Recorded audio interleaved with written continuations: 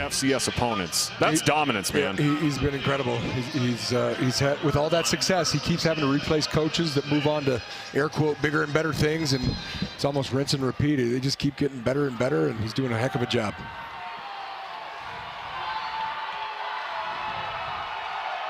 Adam Jones motions. Both running backs in here for Montana State. Hesitation from Julius Davis. Finds an opening on the edge and scoots out of bounds. Yeah, you could hear that NAU side over there kind of getting some boos. They thought there was a hold there. There is a flag on the field. Yeah.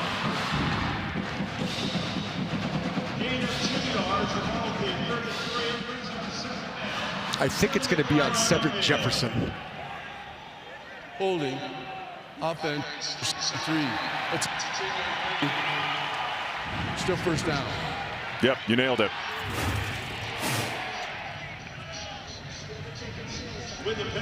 There's holding on almost every play, but you know that running back starts to get the edge there. You got to let him go. Can't get your hands outside the breastplate. And by the way, this is a Montana State bunch who is excellent in terms of penalties. They lead the FCS in fewest penalty yards per game. Julius Davis again. And now a word from the Jewelry Design Center. More choices. We are Jewelry Design Center, and we want to be your jeweler for life. Come see us in Missoula, on Brooks, across from the Montana Club. Julius Davis getting some good run here in the first quarter. Now 2nd and 21. Second and long, you're usually thinking screen draw here. Lamson, clean pocket.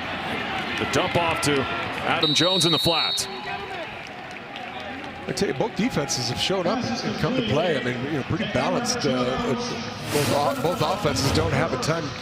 You see here, he's got plenty of time. He just couldn't get that second look. Dumps off to Adam Jones, who is the Swiss Army knife. He's going to get a bunch more of those, I bet, today. Yeah, what Brent Vigen has raved to us multiple times this season, the best running back in terms of receiving for Montana State. But a 3rd and 14 now. 4 wide, Lamson again with another clean pocket. Now has to escape, still buying time. Throws on the run, and incomplete. I think they're calling it a catch. This is a heck of a job. If they call this a catch. This is a catch. Yep. Yep, nice catch there by Chris Long. It's a fantastic play by Justin Lamson. You're going to see it right here. The pocket breaks down here, and he's just going to see that air off to his right. Keeps his eyes downfield, finds Chris Long, move the chains. Great play by him.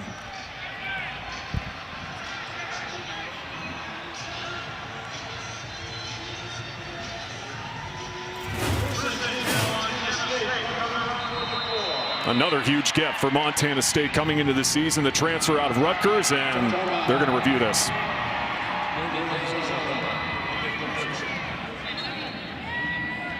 Timeout call by Northern Arizona. At least I thought they were going to review it for a second.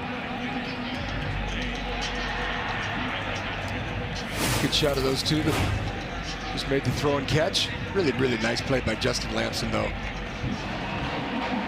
And in double coverage, too. No question. But you see the length from Chris Long. Deep ball threat, a yards after catch guy, but well, now they're going to review it. Only took them about a minute.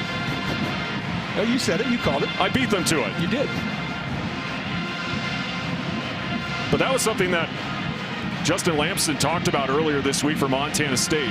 We know how many times they're going to dial up a pass play for Taco Dallard, but how do they get more of those wideouts involved, like Chris Long? Because you saw right there, he can flash that playmaking ability. Dane Steele also has stepped up. It can't just be Taco Dallard. No question. You can see right there, that's Coach Sam Mix right in the middle of all of it, talking to his troops. He's done a great job moving from the running back coach last year into the wide receiver role.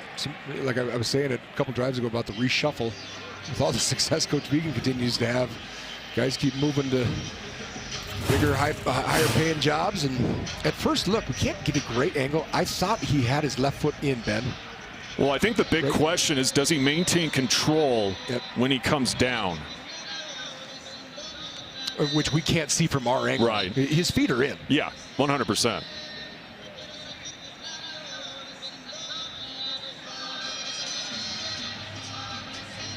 So he's got it right there. Does he maintain it? We'll see. There you go. Because that's why I thought initially it was incomplete in real time. And I just would love to see which angle's the replay, because from our angle, we can't see the ball moving at all, or not.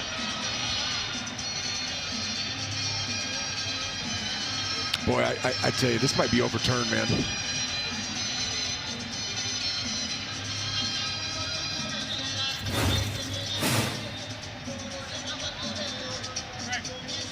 Chris Long, a guy who opens the offense up because he can get open. And for good reason. Again, another solid gift for Brent Vigen in Bozeman. Went all the way to New Jersey to find this young man. Transfer out of Rutgers. Probably seeing a little different part of the country than he ever thought he would. Living in Bozeman, Montana, and then coming to Flagstaff, Arizona. Well, you've seen a couple guys come to Bozeman in that kind of situation. I mean, Julius Davis is a guy that comes to mind. You bet.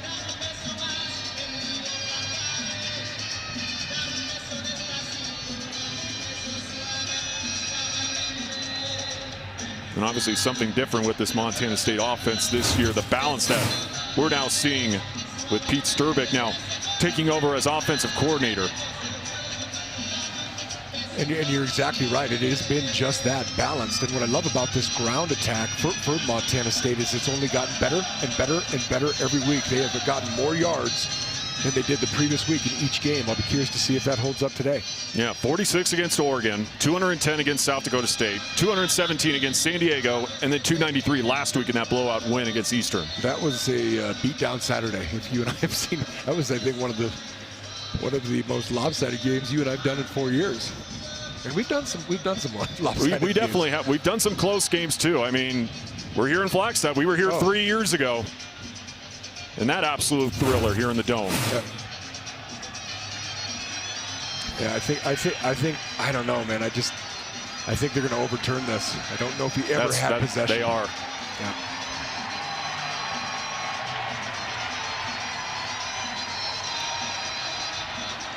Well, one more look just to make sure.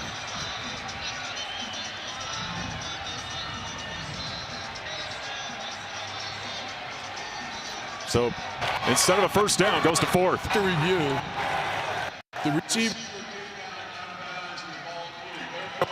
has an incomplete pass. Ball be placed in 4th down. Ball is over at the 27-yard line. 4th down, Montana State. On the punt is Kobe Fulker. Back deep to the Lumberjacks, Isaiah Eastman. Isaiah Eastman back to return now for Northern Arizona.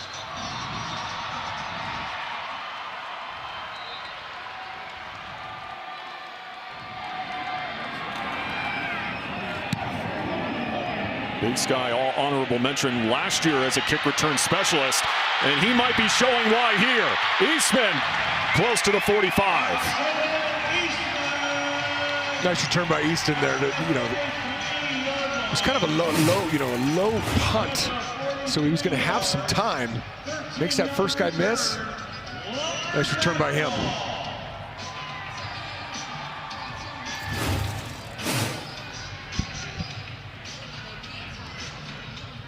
As they'll start from the 43-yard line.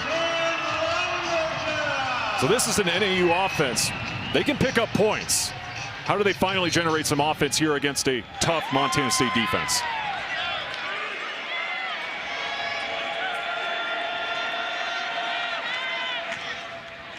Pennington up the gut and gets past the 45.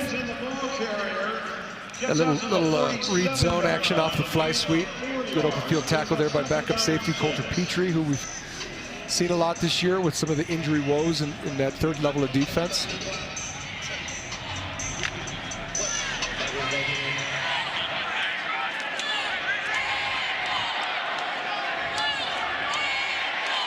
Pennington this season approaching the 100-yard mark on the ground. Cat sits, motions, and they swing it out again. Now into Bobcat territory and ripped out of bounds. Well, we might see a replay of this here, Ben. It looks like both of the secondary players, the defensive backs, got leverage on the football, forced the ball. Bryce Greavy, number 10, who we talked about in the open, he's got to get sliding that way and start moving with that motion. They were a man short there. Nice job by NAU. And Karan Gossett getting the rock right there. An impressive performance last week up in Hillsborough against Portland State. A career-high 112 yards as he helps get the Lumberjacks in Bobcat territory. Out of the pistol, 1st and 10.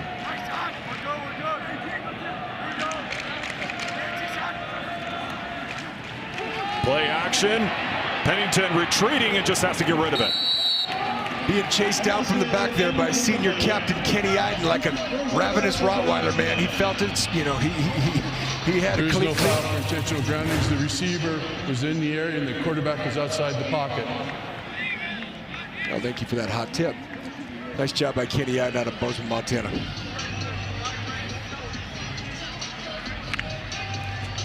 It's a really nice job by Pennington getting rid of the ball. I mean, that happened pretty dang quick. You know, the performance that this Montana State D-line continues to deliver this season. Once again, going to Gossett.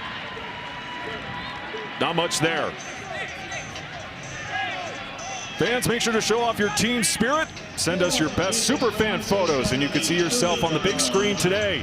Here's how to join. Just scan the QR code on your screen and upload your favorite fan shots. We'll pick some of the top photos and showcase them during the game. Good luck, and let's see those amazing fan moments. And we know fans are watching in Montana, here in Flagstaff, and obviously down in Phoenix as well. A good one here, top 15 showdown as we approach the 5-minute mark here in the first. 3rd down and 8, 4 wide. Montana State will just bring 4, bouncing to the outside. Gossett. And he gets drilled, and now bring up 4th down as Carson Williams was one of the guys there. Yeah, that high red zone, I can see why they did what they did in terms of running the football there, Ben. They recognized that it was that cheetah package, that 4 defensive end sub package for Coach Howe's defense there. Trying to run right at it, getting a 4th and short. And it looks like, sure enough, they're going for it. Yeah, Karan Gossett, by the way, little hurt, have to hobble over to the sideline. 4th down and 4. 64% on 4th downs this season, this Lumberjack offense. Pennington looks, the dump off Cromwell. And Cromwell trying to get every single inch he can, and he'll be close to the 1st down marker, and they'll give it to him. He'll move the sticks. Yeah, nice play by Cromwell. Great job by Pennington, just kind of letting everything happen. Hit his check down, and that young linebacker, Cole Taylor's just got to pull the trigger a little faster out here. We'll see it.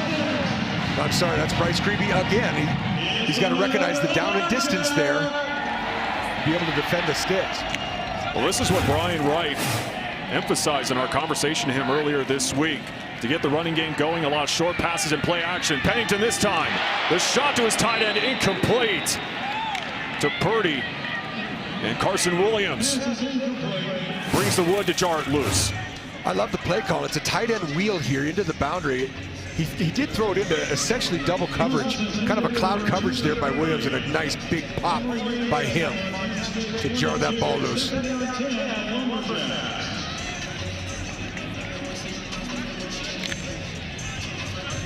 I think this young secondary keeps growing every week, man. They just keep getting better and better. I love the mentality of them. They want to come hit you. They're good in coverage, doing a nice job. Darvon Hubbard now in at running back for NAU. And lunges forward past the 20. First man there was the Moose, the big fella out of Billings, Montana, Paul Brott, disrupting. He kind of missed the tackle, but he got just enough of them.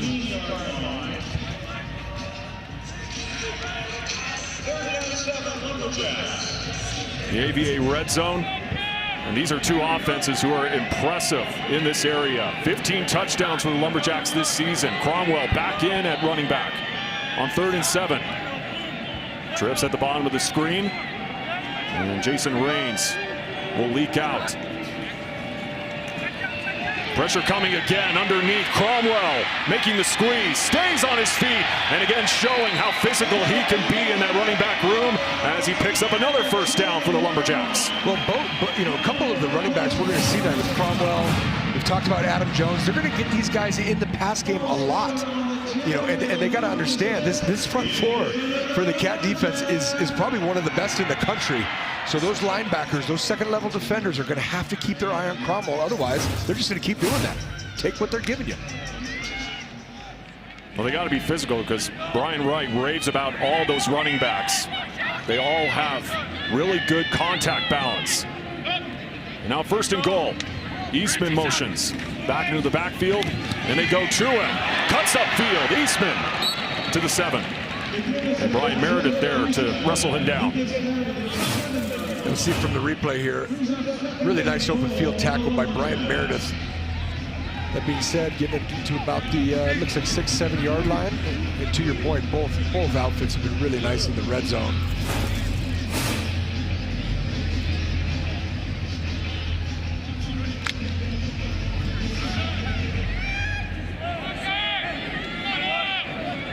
Ty Pennington looking to get this offense into the end zone. Cromwell back in. Out of the pistol. Pennington design QB run inside the 5. And a late flag flies.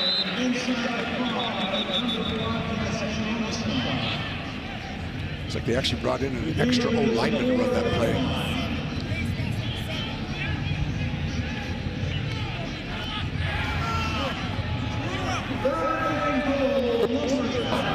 Face mask. That penalty forced half the distance to the goal. Automatic. It was cutting out in my headset. I think it was 7, okay, right? So did he say Tatum Gray? Tatum Gray then, yeah. That's a big penalty. That's the first penalty in 3 games, actually.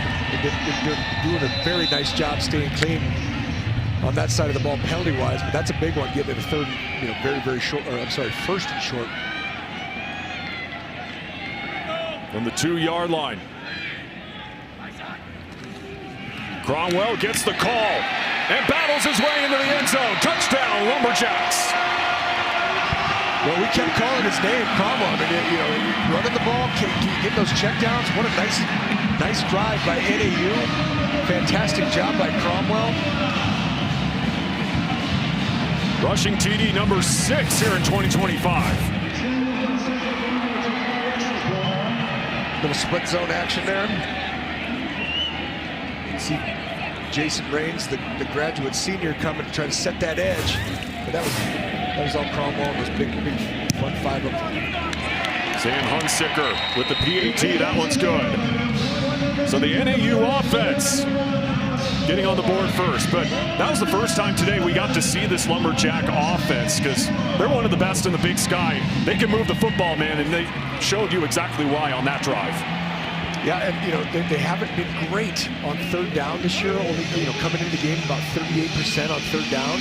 But those were some big 3rd downs, and obviously the 4th down to extend the drive. The personal foul sure didn't help.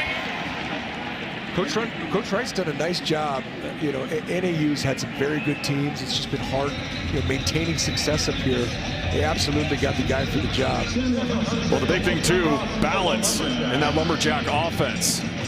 43 yards through the air, 36 on the ground so far for the Lumberjacks here in the 1st quarter. And a lot of similarities to that win up at Portland State last week. They had 253 on the ground against Portland State, 262 through the air. So that running game and that O-line play continues to improve as the season goes on for Brian Wright. Back up, coach. And a fair catch called. That one bottled, and Jared White's got to pick it up, but obviously they'll rule it dead. And a late flag. I believe that's on Dane Steele for the delayed hit. Well, yeah, this is sloppy. I mean, you can't call a fair catch and then run with the football. And then we're going to have another personal foul here, it looks like. Foolish penalties, Ben. Can't happen on the road. Can't happen against good teams.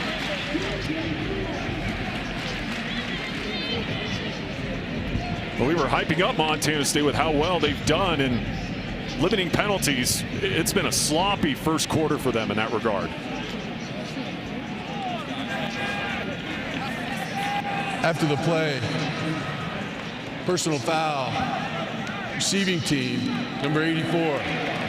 That play being enforced half the distance to the goal. First down.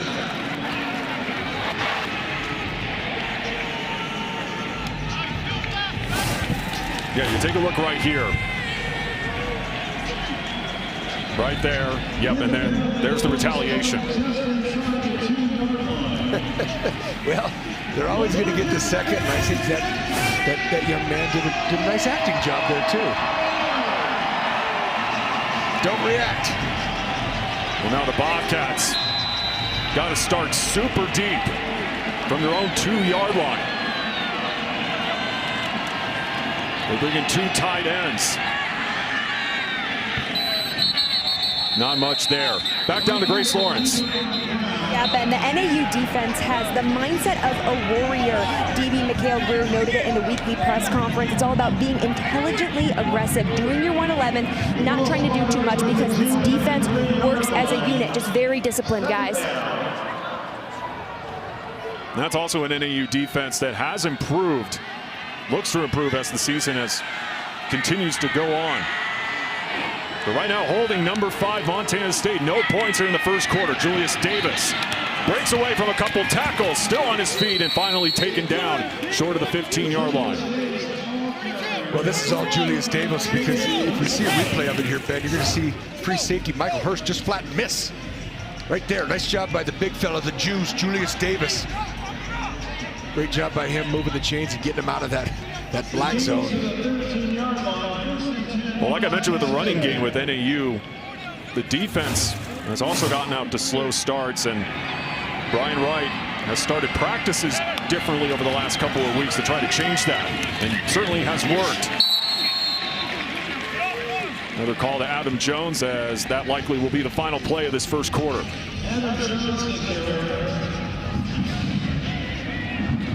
Well, not much scoring in the first frame, but kind of like what we expected, a close one through the first 15 minutes. Number 5, number 13, with the 13th ranked team in the land with the early lead. Quarter number 2 coming up on the other side from Flagstaff.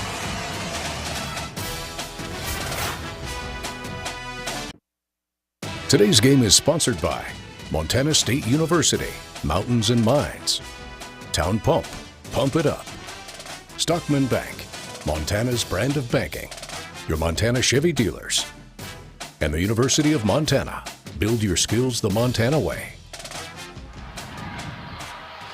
To start the second quarter, Jabez Woods able to make the catch, and he'll be just short of the first down marker. Beautiful shot of the Grand Canyon, by the way. Nice catch by Woods there, because he got a nice pop by Jalen Wesley, the senior. He's kind of been the ball hawk for this NAU secondary, with 2 interceptions already on the year. 3rd down and 1. Montana State very good, 48% on 3rd downs this season. Just right up the middle, right downhill. Julius Davis using that physicality to pick up the first down. They put both tight ends. It was a 4-man surface, so it was that one tight end on the ball was ineligible. You're going to see it right there. Just run an inside zone, let the big man do his thing.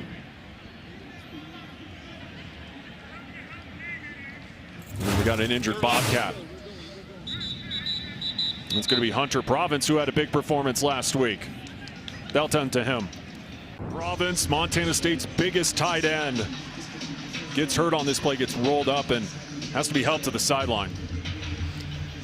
Yeah, I hope he's okay, because he's been having a really, really fine season thus far. Like you said, the big play last week against Eastern. Brings a different ability for a guy of that size, according to Brent Vegan. And that's a big loss for that tight end room that is so crucial for this Bobcat offense.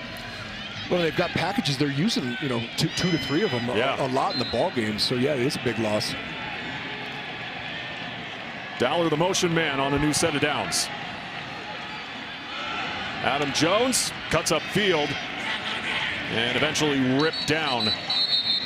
Not much going there, as Alani Ma'afu was able to corral him. but there is a flag. Yeah, and I think it's going to go back.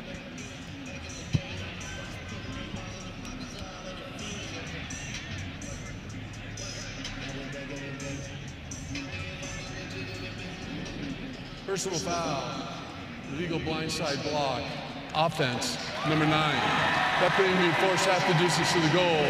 Repeat, first down. Ryan King, the guilty party.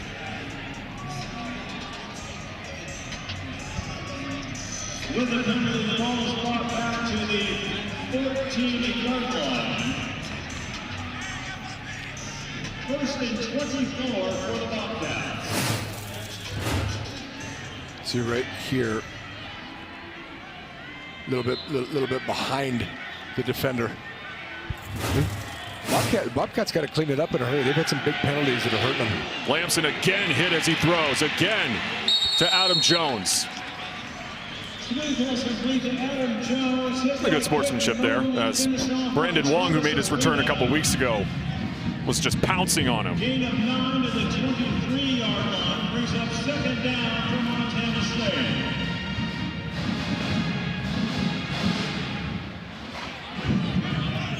Looks like true 2x2 deuce here, 10 personnel, 4 wides in the game. By the way, 4 penalties on Montana State so far. NAU showing blitz, they'll bring it again. Lamson on the slant, and Taco Dowler. When you need a big catch, that's the number you call. And about 2 yards short of the first down marker. Yeah, just a nice slant play here. We'll see 2 different angles from it. Again, that platform is real nice right now for Lamson. You know, he took the one shot, but you'd see just a little quick switch route. Great feet, great steps by Taco Dowler. Nice looking route. Getting into a much more manageable third and short. Well, that's what worked last week in that big touchdown pass from Lamson. As he'll try to use his feet again, nowhere to go behind the line, and another flag on the field. Yeah, we'll see a replay of this. They might have gotten a little bit of face mask here.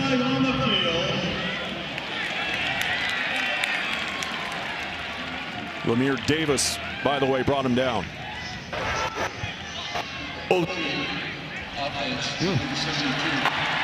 That play brings up Braden Zimmer called for the penalty. And missing a face mask there.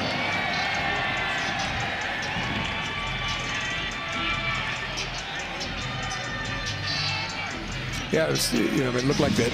That's what I saw from here. It did look like his hand maybe really grabbed the face mask. But boy, the penalties right now are just killing the Bobcats. Both defenses playing pretty sharp. Penalty number 5 on Montana State.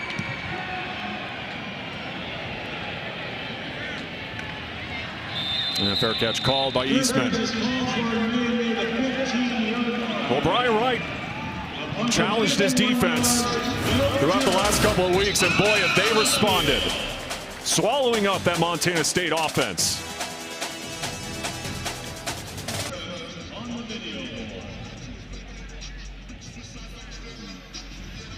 Of course, Montana State fans making the trek down here to Flagstaff. Got their champ plushie and enjoying a good game so far as we take a look at the Marsh McLennan Agency Fan Zone.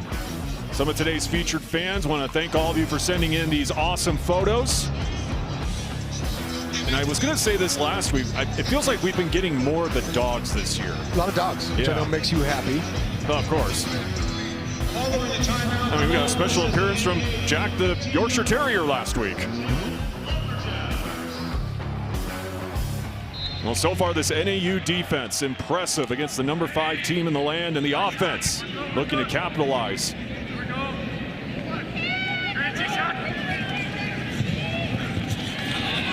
The pitch out, stays on his feet, and still churning to the 20. As Karan Gossett is back on the field for NAU. Yeah, kind of that delayed pitch, just trying to hold the defense just a scooch, and it worked. I mean, they got the nice gain out of it. Great effort play here by Zach Cruz, chasing the ball inside out.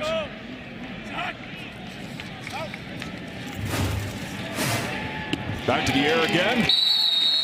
And this time a snag by Jason Raines, the Stanford transfer. Well, thus far, offense coordinator Brian Larson's got a nice game plan against this very, very stout Cat defense. Another first down for him.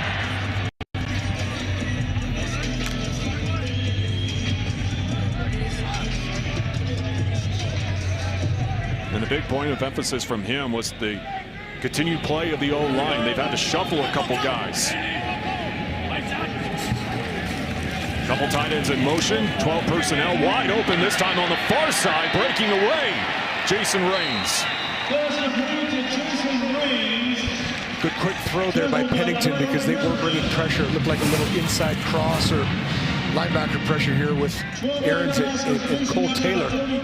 Good job by Pennington recognizing it, getting the ball out. Good protection by that Lumberjack offensive line and backs.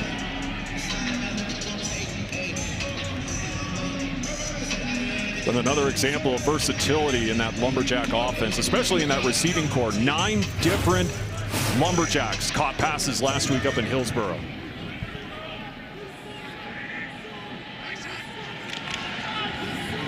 Swinging it out into the flat. Again, Karan Gossett. Out of bounds past the 50. Well, the guy that really makes this play is Isaiah Eastman. I'm not sure if we're going to see it from this angle, but he does a really nice job of blocking Tatum Gray right there. There's no edge to your defense. Nice job by them. Again, second and short. Don't be shocked if they take a shot right here. And if they don't get greedy, keep handing it to Cromwell. He's having a heck of a game. Darvon Hubbard back in the game here for NAU. Katz is the motion man. Play fake Pennington. Time running out. And throws it away on the ground, but it's going to be incomplete. Hunter Parsons, we talked about it. Is it complete pass? Down. You gotta love a guy like Hunter Parsons. You see him up there at the top of your screen. I love this guy because he's what college football is all about, all right? He's been in the program. He's been behind some excellent defensive ends like Brody Greavy in front of him. He's waited his time. He's paid his dues. He's worked his butt off. He's developed himself into a heck of a football player to come out and have a big-time senior year. Brent Vigen talking about his D-end. Beyond becoming a starter his senior year, he wanted to be an impact player, and boy, has he ever.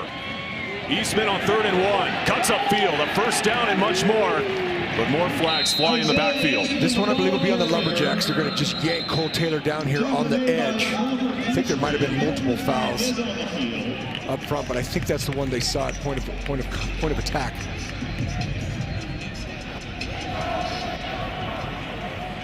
Holding. Offense, number 0. That 10-yard penalty being forced from the previous spot. Still 3rd down. On the running back, Karan Gossett. You can see it right there. Oh, nope, it was up top there. I apologize.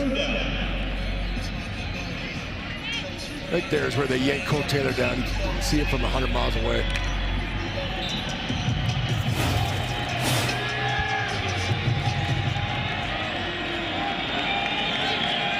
And now a 3rd and 11.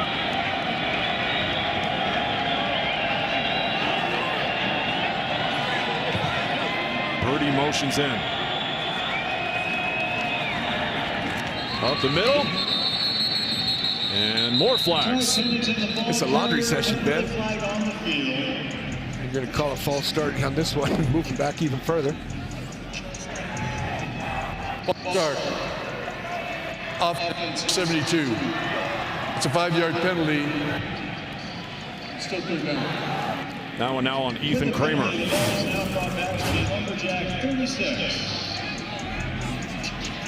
can see it right, just barely flinch before the snap there.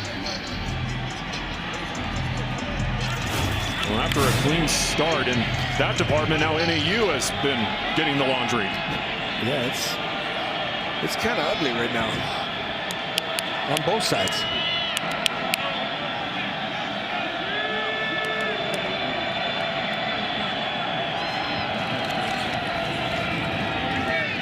U-spin, bobbles it, makes the catch, runs into his own tight end. And that'll bring up a 4th down. You saw Brian Wright over on the sideline. He was ticked off. Well, this all starts with Taden Gray, man. Taden Gray kind of bubbles the play right there. Right here, he creates that, and then he runs into his own player. I think Coach Wright's not real thrilled about the perimeter blocking, if I would imagine.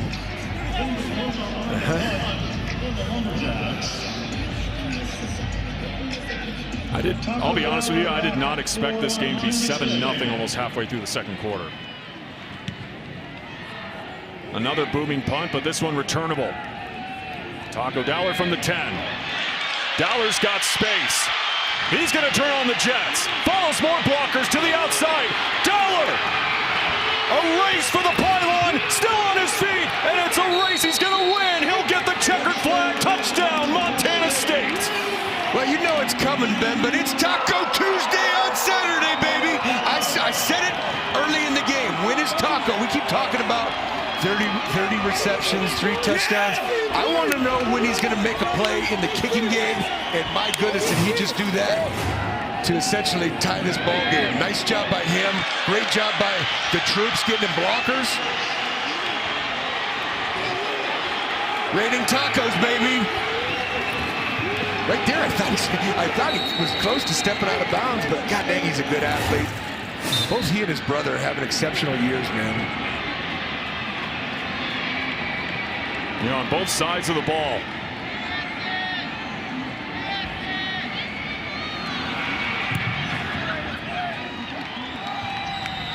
Well, eating my words, I said I'm surprised it was 7-0. That changed in a heartbeat. 90-yard punt return to the house for Taco Dowler. So explosive. He makes big plays in this building, no doubt.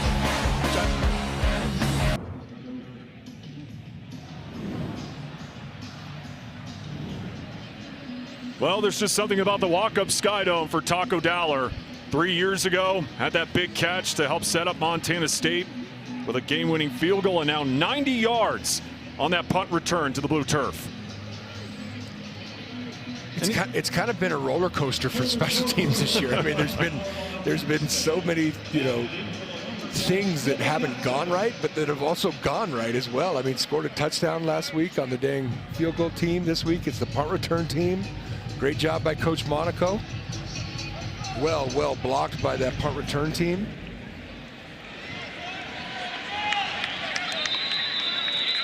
Colby Katzis looking to respond with maybe a big play of his own on special teams. That won't happen as it goes into the end zone. Once again, down to Grace Lawrence. This week, I specifically asked Vegan about Taco's punt return game. He said he's been waiting for a punt return touchdown for Taco to show that flash. And right when Taco scored that touchdown, he and Adam Jones went at the NAU student section. The student section sitting right above their bench. They were kind of jarring at each other, going back and forth. It's getting chippy, guys. Well, what do you expect in a top 15 battle? I mean, you look down there, yeah, right in front of the student section here at NAU. I love it. I love it too. So now the Lumberjack offense looking for another solid drive. Play action, Pennington facing pressure from Hunter Parsons and throws it away. It's a great move on the edge by Parsons here. Kind of gave him I'm here, no I'm not, and then made the big tackle miss. Again, I put those as the impact players for a reason. Those offensive linemen for NAU, and then Parsons and Iden, and Brott, and Eckert. I'm calling those names out a lot this year. That front four has been exceptional.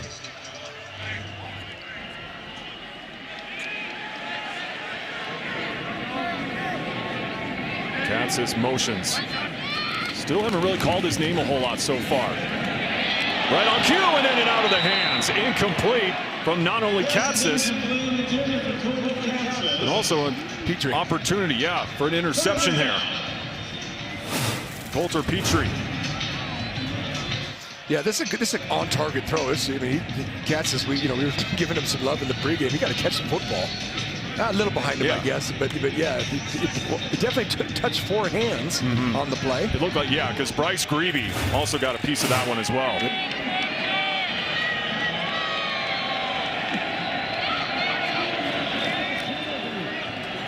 Shovel pass. Ball on the turf. Incomplete. Yep. And now a word from the Montana Boat Center. On the field.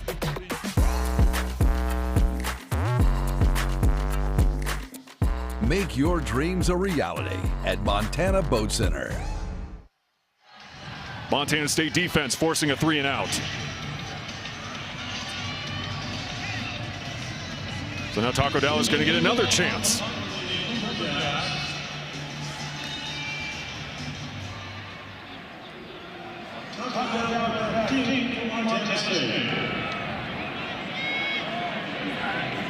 Again, so dangerous. Second in the Big Sky last year, 11th in the FCS in average return yardage. Looking for fireworks again, but this time NAU sniffs him out. Well, Brian Wright again challenged this Northern Arizona defense and still holding Montana State's offense to 0 points so far in this one. Yeah, again, Coach Clark, the defensive coordinator for the Lumberjacks, I think they've been outstanding. They're just keeping that Bobcat offense out of rhythm. It's just been very clunky so far in this first quarter and a half for this outfit. And Coach Sturbuck and his crew have got to find a way just to get something consistently going, because right now it hasn't. On first down, Julius Davis on the pitch out, a stiff arm, remains up and finally knocked out of bounds. It's a good physical, tough run by Davis. He took a nice shot by multiple defenders. Well, Adam Clark also saying we get a good job putting pressure on opposing quarterbacks and opposing running backs, but we have a hard time bringing them down once they get into space. And I mean, again, Justin Lamson can use his legs, and right now not much going for him on the ground.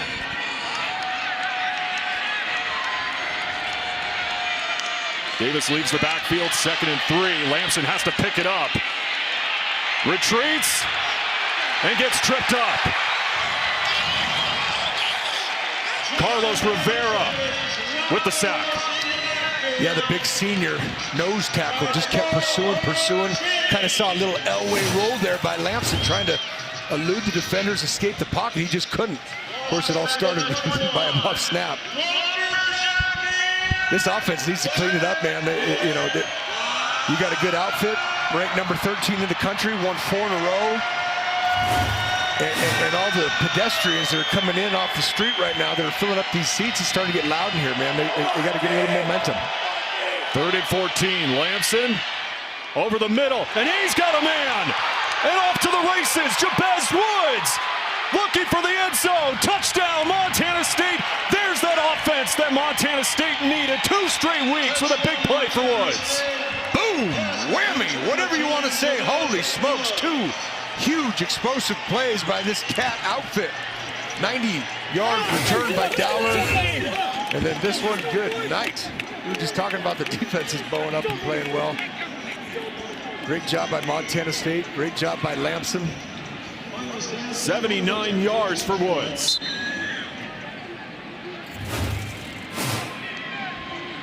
First lead of the afternoon.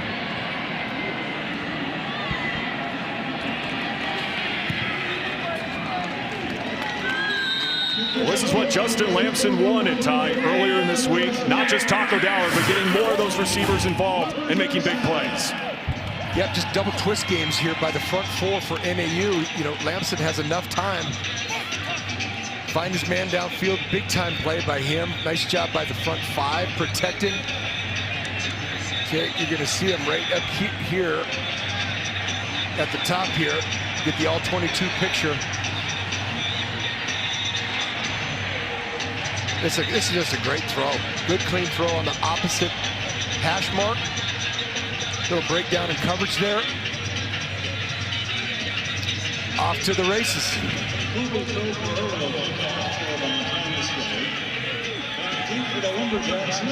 Jabez Woods, redshirted last season, making his presence known here in 2025. And Joey Stout now back to return for NAU. And he's got some wheels, man. I'll tell you that right now. He can make a big play on special teams. And he'll try to here. If he takes it out of the end zone, which he won't. So not much needed on that scoring drive for Montana State. Just 3 plays. Just a little over a minute taken off the clock. What's going to be a difference maker in this Cat offense? Young man out of Spanaway, Washington. Again, just keep adding to the stable of athletes and targets that Lamson has.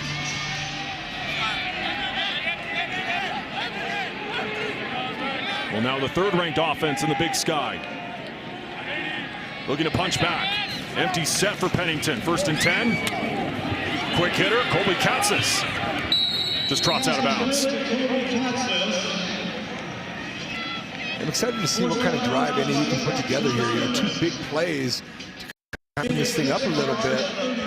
Just when you kind of start thinking NAU is doing all the right things, then they start kind of getting penalized and then give up a couple big plays. Now they're down by 7. Well, it's a resilient group. No question about that. They've played in tight ball games. They always rise to the occasion when things get tough here in Flagstaff. 2nd and 4, 5 wide. Pennington, incomplete. Tried to get it to Jason Raines. He had lots of time, and you can see that front 4 from this Cat right here. You're going to see it from the end zone. They start running their games. You can see Big Talon Marsh, trying to get penetration and then work outside to contain there. Seth Johnson on the coverage. 3rd and 4. And timeout NAU. Northern Arizona. Yeah, Coach Wright almost leapt out of his tennies there. He didn't see something that he liked. He knows this is a big 3rd down.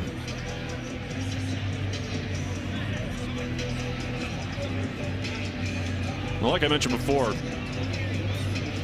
this is an NAU team who's dealt with adversity. Taco Dowler over on Montana State's sideline. He definitely knows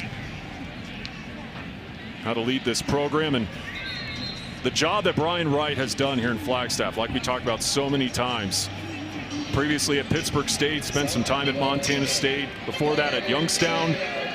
And when he was at Montana State, really learned different ways how to connect with players. It was a really good environment for him up in Bozeman, and obviously has translated very, very well here in his 2nd season here at the Walkup Skydome. Yeah, he wasn't in Bozeman long, but I was on the other side of the divide. I was coaching for the Grizz, and they had some great outfits, man. I mean, he probably doesn't want me to talk about the 2011 game when the Cats were #1 in the country, and we came in and kind of had our way with them a little bit, but I always respected him as a coach, and he's got a great offensive mind. Seth Cromwell back in at running back for NAU. Yeah, that Montana State bunch. The top offense of the Big Sky under him and Rob Ash. And a beautiful ball thrown there to Isaiah Eastman. It's a really nice throw, though, by Pennington, man. Well, what I also like about Pennington is they're going to go in a little bit of a hurry up here. He's such a good decision maker. Doesn't throw a whole lot of interceptions. To the air again, wide open this time on the far boundary. And knocked out of bounds. Again, the Stanford transfer, Jason Raines. Yeah, that's where that Cat defense, they got to realize if they're going fast, they can't be substituted. They were caught there. They weren't lined up. They're trying to get guys in and out.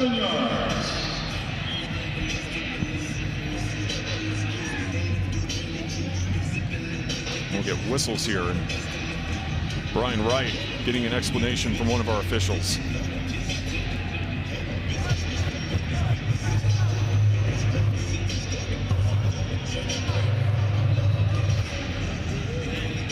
Insert the Jeopardy final question theme. Yeah, we've had a few of these, Both teams look like they got to, for 13 versus 5, there's been a lot of sloppy play.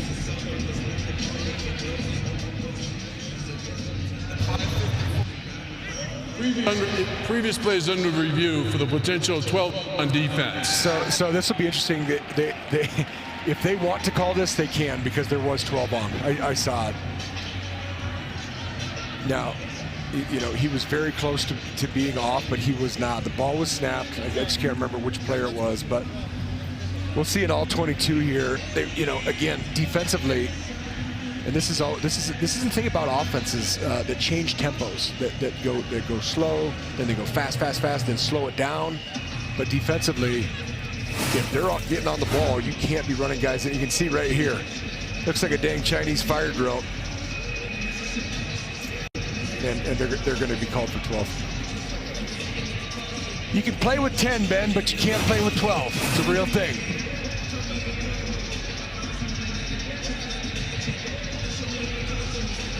More mistakes and Coach for Montana Vegan, State. He knew it. Yeah. You kind of had that look like. As soon as it happened, he kind of started looking down at Sean Howe, and trust me, I know that glare, and you don't want that stare, man. Do I ask for specific examples from? Nope, not at all. Okay. But you don't want to share anything from? Nope. And no glares from Bobby Houck or from? No, I mean, listen, I've had plenty to stare down. Go down the list. Not only in Missoula, but also in Bozeman as well. Yeah, I didn't say it a few weeks ago, but a great man, a great friend, a guy I worked with for 7 years, Coach Tom Houck, passed away. After review, number 58 was able to get to the sideline prior to the ball being snapped. That ball, penalty enforced 5 yards from previous spot. Still first down. They're caution. Please reset the clock to 4:54, please. 4:54. They're calling it on Dom Solano, you know, but it, you know, he's trying to get lined up. Then he's being called to come out. You know, again, they just got to get cleaned up. When the offense is going fast, you just got to play the dudes that are in there and live with it until either a dead ball or you got to, God forbid, take a defensive timeout, which is one of the nevers unless it's truly a urgent situation. So now first down and 5. Pennington today so far 13 of 23 for 98 yards.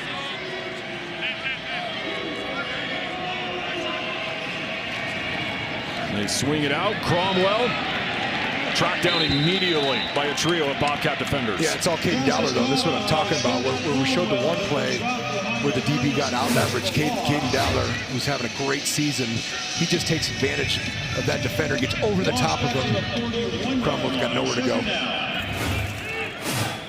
And again, up-tempo from this Lumberjack offense. 2nd and 10. Pennington with an eternity batted up in the air, incomplete. That'll bring up 3rd down. That's big Paul Broad, you know, but listen, you can see, I mean, again, we're at 7,000 feet, and that right there is when you get an opportunity to rotate that front 4. He gets big old mid up here right there. He is a big man. I had a good visit with him yesterday, saw his parents last night in the hotel. Love the way that kid plays football, but again, those big fellas up front, man, and Coach Howe wants to rotate these fellas in and out. They just have to be sharp doing so. Yeah, that was a big key that Brent Vegan harped on in his Monday press conference. Depth will really come into play on that D-line, throwing a fresh bunch out there to combat this NAU offense. 3rd and 10. As Hubbard momentarily came into the backfield. Pennington throws on the run. He's got his former teammate, Colby Katzis, down the fringe, out of bounds. Pennington's a player, man. I mean, the entire conference, I know that unless you've been under a rock, I mean, the kid was the newcomer of the year last year for a reason. Probably the most experienced quarterback coming into this season. Keeps his eyes downfield. You got Bryce Grebe in pursuit there. Big time play by the former newcomer of the year. And you saw Pennington kind of hobbled a little bit as Hubbard gets swallowed up. No, he's still hobbling, actually. You can tell he's in a little discomfort there. Well, OC Brian, yeah, you saw the hit right there. Yep. And Bryce Grebe coming in, and Brian Larson, their offensive coordinator, said, you know, whenever he's out there, he's ready to go for war. He gets hit in the mouth, he's getting right back up and ready to go once again, and the team rallies and feeds off of that. He's a player. There's no question about it. Got to be number 1, number 2, top 3 best players at quarterback in this league. Pennington again, doing that short game, and a huge loss there.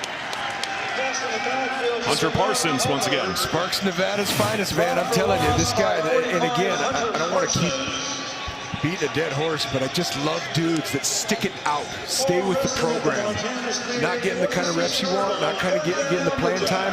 Work harder, get better, and it'll pay off, and it's paying off big time for number 45 right there, Hunter Parsons.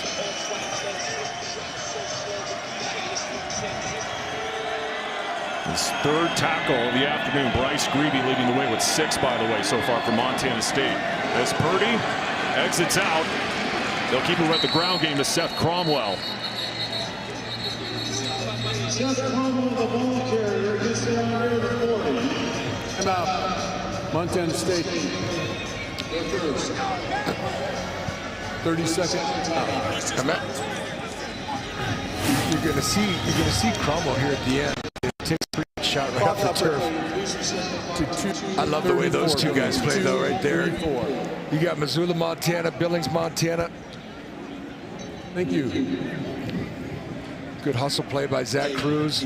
You can see Cromwell. I mean, and he better enjoy this lovely field turf, because we used to come up here back in the day and it was that old Astro turf. I played on it for 1 year at Colorado. God, it sucked. Fans, make sure to get ready for game day with Megan Robinson during this week in Big Sky football. You'll hear from your favorite coaches and players, plus get an insider's look at the conference. Watch every Saturday on this Scripps Sports station. Check local listings for your times in this area. Great show by Megan Robinson, who does a great job every single week. Had a good interview with NAU offensive lineman Ethan Kramer. How he's had to play a couple of positions on that O-line over the years, even going back to his days at Northern Colorado. And more whistles. I think I've heard more whistles in this first half than we probably did all last week against Eastern. It's been a lot, and I didn't see what happened, but I'm curious about the timeout there, because they're going to get the ball back, still with the 2-minute timeout, but they would have had 3 timeouts going into that. So now they only have 2, but lots of time for Lamson, knowing they're getting that timeout here in about 27 seconds. Good opportunity to, you want to flex a little bit. This is a big time opportunity to go put another 7 on the board.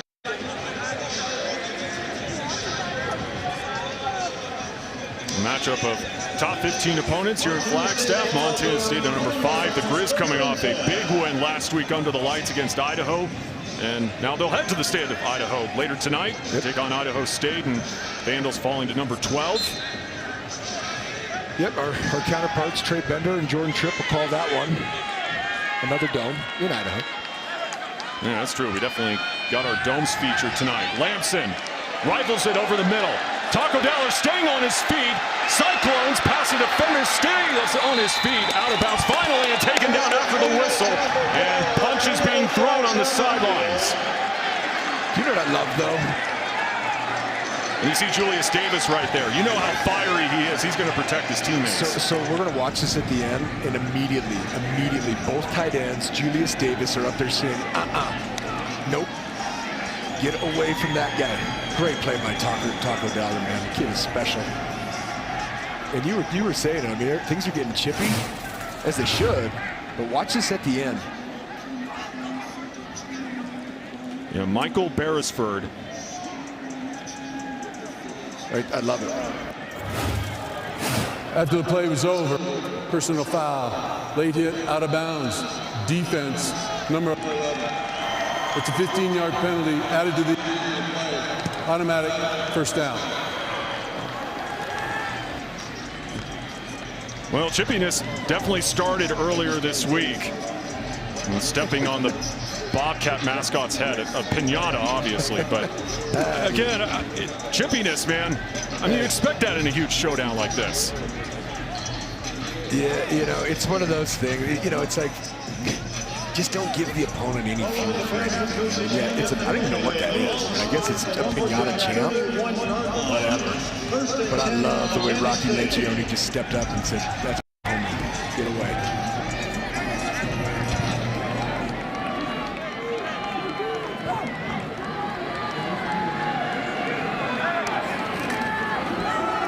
And Jones gets the call. As that will take us to the 2-minute timeout. Getting chippy here in Flagstaff. A 14-7 lead for the number 5 team in the land.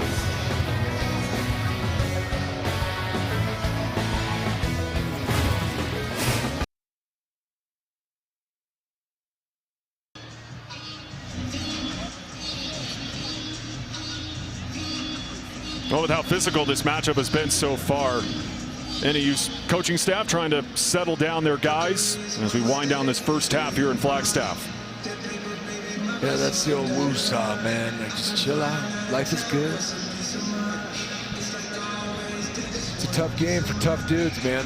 And it's a big-time game. Like I said earlier, there's a lot riding on this. I know it's still October. I know it's early in the conference season, but it's, both these teams want to play deep into December or longer. Second down and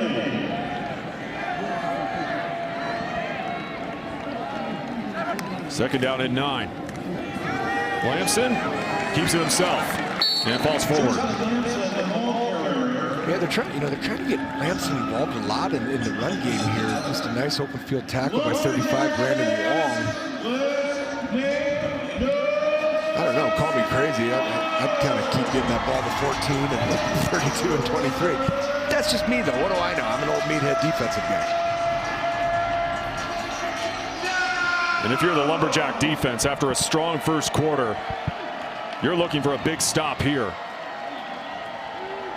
Dane Steele motions in. On third down, they go to him.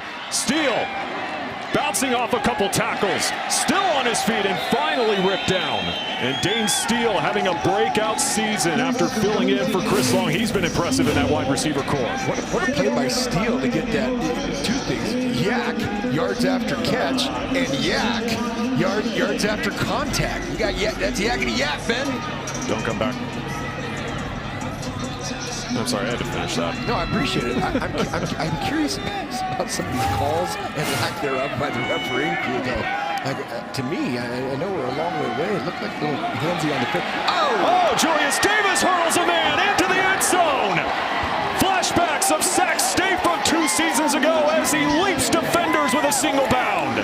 The juice, and why wouldn't there be another piece of laundry that is the color yellow, Ben? We got a flag on the play. What a play by him, though. My goodness. An angry man with an angry run. That was even a little finesse in the run here at the end. Da-da-da, da-da-da.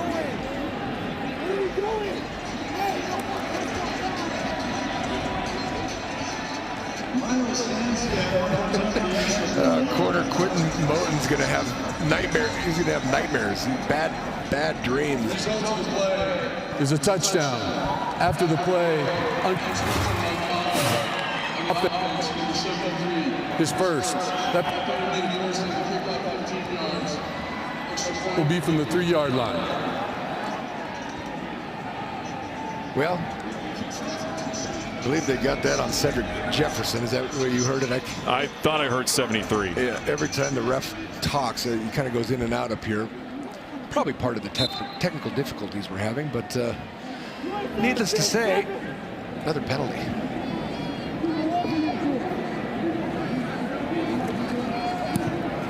Or as Flint would call me out, that being said. The missed field goal, by the way, 20-7. Well, it's either the highest of the highs or the lowest of the lows, special teams wise. It's a roller coaster, baby. I mean, you got to pay for this stuff. You can't eat any caramel apple or anything while doing so. It's been an interesting season, special teams wise. Big play by the Juice Davis, 32. And then look at this chippiness. Look at him. Look at back. Just keep the mothers and the sisters out of it. Everything else is no holds barred, baby. Biggest takeaway from this Montana State offense that has now taken a 2-possession lead here in the second. Yeah, that's big too. I mean, if they go in with a 2-score, 13-point lead now. Again, I say it every time we call one of these. It's soul-taking, gut-wrenching yuckiness when you get scored on right before half.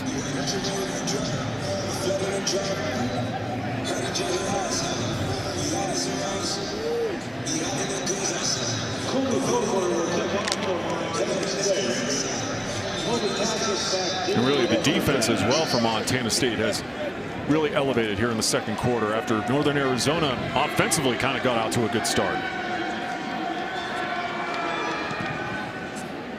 Line drive kick. There you go. I mean, we're not trying. We're not trying to pour gas on the fire here, but like, what are we doing? And I say that because that's a critical kick. You know, that moves the ball even further up. I mean, the NAU, who's got one of the highest potent offenses in the Big Sky, is now starting at the 50. Well, of course, if you're Brent Vegan, you're upset. Yeah, you know, the thing about it, of course he's, I mean, everybody thinks that man is pretty even keeled, but he's a crazy, massive competitor that wants to win and do things the right way. Excellent field position under a minute to go here in the second. Pennington again hits as he throws and completes it to Joey Stout. Pennington's a dude, man. I mean, he's getting hit. He's getting pressure. It's not a clean pocket at all. In fact, we'll just call it flat dirty. And he sticks in there, takes a hit, and delivers a dime. Only one timeout left here in the first half for the Lumberjacks. They do have that to play with. Quick hitter incomplete. Carson Williams tracked that one down from like a mile away. Yeah, it's a big-time play by Carson Williams. We called his name a couple times now. You just watch his feet. He's got great footwork. His eyes are perfect. Reads it beautifully. He gets just one more step on that. He might be picking it. Big-time play by him.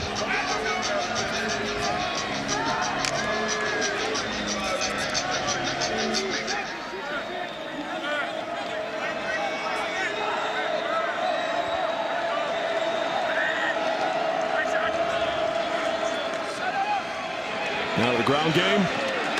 Karan Gossett. Jason Raines is a number of white jerseys and a women's spot. And again, more whistles. Yeah, it was just an interesting play call there. Just looking at the time, you know, because that needed a bunch off now, and you didn't get anything out of it. It's third and long. Timeout, Northern Arizona. Their second. 30-second timeout. Clock operator, please. 30 seconds. 3-8, please.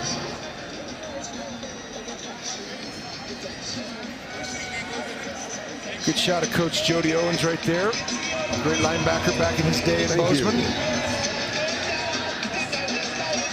Well, you just see the production from that linebacker core with Cole Taylor really stepping up, with Neil Daly being out. And I mean, he doesn't hesitate to give credit to that D-line. I think one of the best sound bites we got from one of our coaches' calls a couple of weeks ago was, we owe those guys a few dinners. We need to get them some steaks. You know, that linebacker crew, grateful for the guys up front, taking those double teams and making life a little bit easier for those linebackers. Oh, hey, buddy, I used to say the exact same thing as a linebacker. What you want to look at right in front of you is a big, beautiful behind, man. And Paul Brock and Alec Eckert, they got him.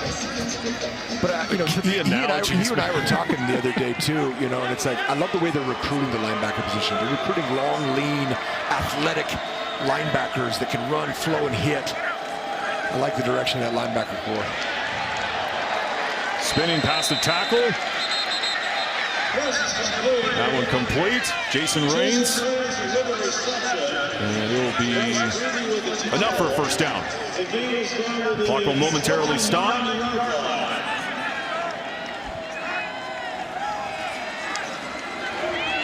Pennington this time underneath. This time to his running back in Karan Gossett. See, this is where if I'm Coach Vegan, I might consider a timeout here. Again, you know, people talk about the walk-up, where the defense is affected by it the most, I believe, and a timeout might be needed here soon. And incomplete. That helps too. Off the pad of Katsas. That's two for Katsas. I know the one was kind of up and high and behind him, that first one, but You and I were talking all week about getting to watch this kid. He's got to make that play. Has led the team in receiving yards in all 5 games so far. Right now, 2 catches, 27 yards. So and 2 drops. Yeah, with 7 seconds left on 3rd down. So you got to go for a quick play here, or take a shot for the end zone. On the ground, Gossett stays on his feet. And zeros on the board, but I'd imagine there's probably... They're going to give him 1 or 2 back. That being said, though, Northern Arizona, their 3rd and final timeout, 32nd timeout. Clock operator, please put 6 seconds back on the clock, please. 6 seconds. Now, I have no idea how they got to 6 seconds. The play started at 7 seconds. So, correction, 2 seconds. There you go. This has been a wonky game so far, man. I was going to say, I'm not a rocket scientist. I'm not a complete moron either. But again, fascinating play call with 7 seconds. You know, that almost went to 0-0-0, and they wouldn't have gotten the field goal off. You know, so anyway.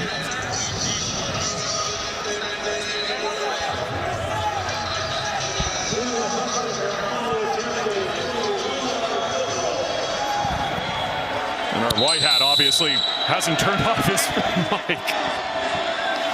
Sam Hunsicker from 41. He's got the leg, but pushes it left. No good.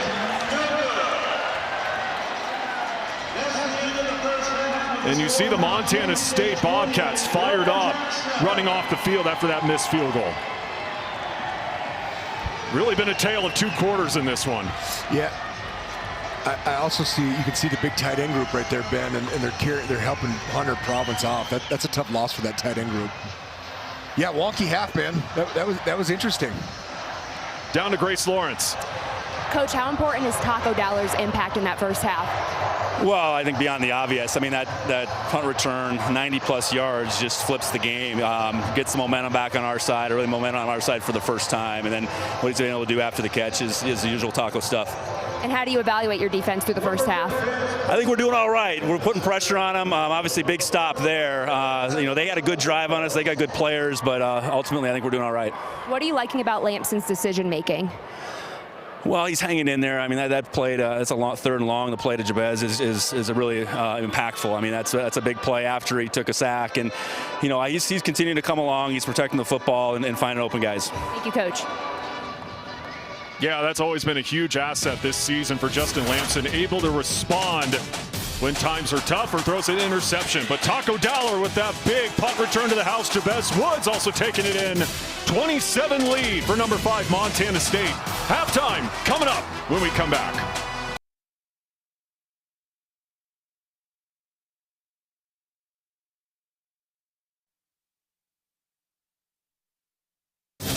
Time now for the Scripps Sports Montana Chevy Dealers Halftime Report. That's right. Welcome back, everybody, into the halftime studio. I'm Scott Breen alongside Casey Conlon, and I have 2 questions. Okay. 1, why do coaches continue to kick to Taco Dowler? And 2, where will Julius Davis's touchdown rank on the SportsCenter top 10 tonight? In case you missed the first half, we may have given away a little bit in our upcoming highlight reel, but you probably didn't, and you're probably excited to see it. Let's go right into the Walkup Skydome in Flagstaff. This is how we got to where we're at with our 20-7 ball game. Early on, it was NAU getting a jump start. Seth Cromwell powers his way across the goal line as the Jacks grab a 7-0 lead at home. In the second quarter, MSU needs a spark, and yeah, they get one from Taco Dowler on the punt return. Catches it at his own 10, goes right, finds nothing but daylight. One man to beat, steps over that tackle, 90 yards for touchdown Taco, who ties it at 7. Now, NAU goes 3 and out. MSU's next series on 3rd and long. Justin Lampson dime over the top to Jabez Woods. This one a 79-yard touchdown. 2 massive plays. Flipped this game upside down. Now, as good as those were, here's the play everyone's going to talk about. Julius Davis on the handoff. Up and over the defender, drags 2 more into the end zone. We got to see it again. What an incredible hurdle by Juice Davis. Call Sports Center. Call everybody. It's 20-7 Cats at the half. That's how you get the momentum on your side. I'll tell you what, yeah, it was a slower start for the Bobcats. They were plagued by some penalties early on, but they figure it out. Northern Arizona looked good early. They scored the game's first touchdown, but yet Montana State answers. Still a question mark with special teams because they missed the PAT, coming off of Julius Davis's touchdown, and then he kicks it out of bounds. Brent Vegan was not happy about that. No, it's something they're going to have to monitor and work on, especially as they keep going in the season. All right, well, following this game tonight, it's Montana visiting Idaho State as the 4th-ranked Grizzlies look to remain unbeaten. Megan Robinson will be down on the sidelines in Pocatello and delivers the latest. The marching band is warming up behind me, and pretty soon the ICCU Dome will be filled with over 8,000 Bengals fans ready to cheer on Idaho State in their Big Sky home opener against an undefeated Montana. This is the first road game of the season for the Grizz, who will be without Peyton Wing for the first half. The starting linebacker is serving a half-game suspension after being ejected for targeting during last week's win over Idaho. Offensively, Montana will lean on the three-headed monster consisting of Big Sky rushing leader Eli Gilman, passing leader Keali Iayat, and all-purpose yards leader Michael Wortham Jr. As for the Bengals, we've seen them use 2 quarterbacks the last few weeks. However, Jordan Cook is back to full strength after suffering a knee injury and will get the start. This is the first of 4 straight games against top 15 opponents for the Bengals. Head coach Cody Hawkins told me, we talk about wanting to be a playoff team. Well, buckle up because we're about to face them these next 4 weeks. The first test kicks off at 6 p.m. here tonight in the ICCU Dome. Reporting from Pocatello for Scripps Sports, I'm Megan Robinson. Thank you, Megan. Stay with us. We're back on the Scripps Sports Halftime Show in just a minute.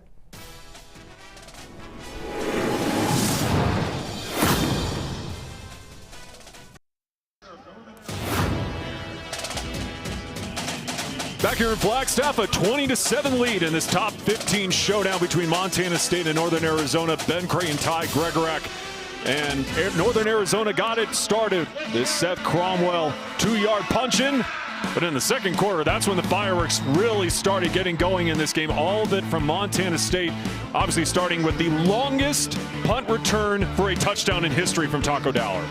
Yeah, incredible. I mean, that's, again, I say it in these type of games. When that happens, you got about a 75-80% chance to win a football game if you return a kick for a touchdown or have one blocked. It was all NAU, it felt like, early. They just seemed like they had the momentum, and I feel like it's been all MSU since, Ben. They really did. Like I said, it was a tale of 2 quarters. No question about that. And another big highlight, Julius Davis reaching for the sky there. 20-7 Bobcats. Again, just beautiful scenery here in the state of Arizona, always is. As we start the third quarter, Montana State will get the football to start this frame. And, you know, this is going to be a big, in my opinion, a big opening drive for the NAU defense. We'll get into that in just a second. And that will fly into the end zone for a touchback.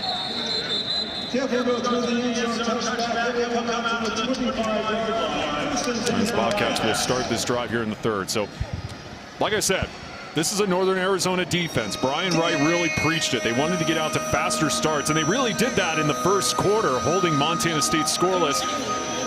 But that definitely fell apart in the second quarter. Huge opening drive for that defense. What do you look from this NAU defense to hold Montana State to start this third? Yeah, in this 3-man front, Ben, I mean, all the production comes out of that second level. There are 3 linebackers and their nickel. You know, we've talked a lot about Travis Arena. Guys like him really got to step up this half, make something happen, and potentially get a takeaway to turn the tide right now. Incomplete, in and out of the hands of Chris Long. Chris Long. Broken up on number 7, Quentin Mook. All remains at the 25. Lamson before that pass, 9 of 12, 173 yards. A touchdown in that first 30 minutes. Well, that's going to go down as an incomplete, but again, some of these receivers got to catch the football. That was a good throw. Again, just excellent pocket presence from Justin Lamson. Even said he wanted to be more patient in the pocket a couple weeks ago. On the sweep, Taco Dowler staying on his feet as he tight ropes down the sideline. Third down. Yeah, it was a good, again, we talk about getting Taco the ball more. They had a nice play design. Big Ryan Schlepp there, sophomore out of Bozeman, Montana. He's out on the perimeter. He's got to make that block. It's his guy that ultimately forced him out of bounds.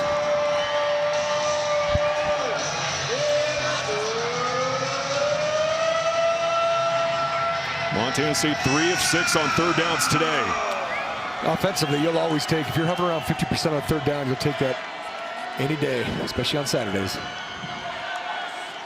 7 yards to go on third down. Lamson looking to do work with his legs. Escapes the pocket.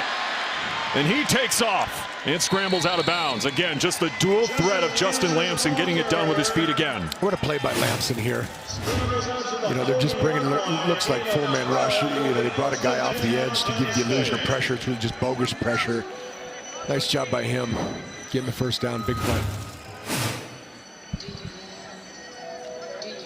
And it goes back to the point I was about to make a second ago. Said that sometimes he thought he took off a little too early. Got to be better at having good pocket presence and always working on that. But again, if there's an opening, he's going to take advantage. But gets it done with his arm again. Dane Steele this time making the squeeze into Lumberjack territory. It's funny though. I mean, again, nice play by Steele, but he still didn't catch it cleanly. We see a replay of this. These receivers got to catch the ball with the hands. A lot of movement there.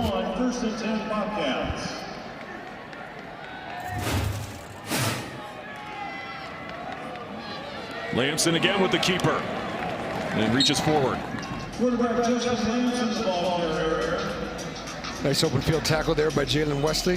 Strong safety. Now on the flip side, this Montana State offense really clicking coming out of the locker room here on this opening drive. Yeah, they're doing a nice job. I mean, and again, Lamson. I mean, Lamson looks very, very solid.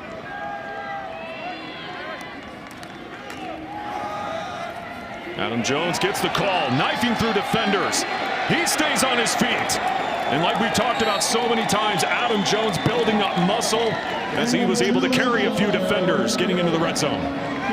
He looks a little slow to get up, but he's a tough kid, man. And you can see him kind of squeezing his arm there. I don't know if that's a shoulder or not, but yeah, to your point, a little fly action there with Taco, and then the rest is on him. Look at him, he's going to carry 4 dudes here. We had 3 dudes, I guess. Quickly to the line. Jones, this time bottled up behind the line. Michael Hurst, the Portland State transfer, wraps him up. Good call. It's funny. It's funny. Just looking at the Montana Grizzlies, who we were watching them last week, and some of these teams have added players from other teams in the conference that are some of their dudes, big time dudes. Michael Wortham, man, he's a firecracker up in Missoula. Yes, he is. And we know very well how good of a player he is when he was on the red turf last year. Lamson, wide open. Julius Davis inside the 5.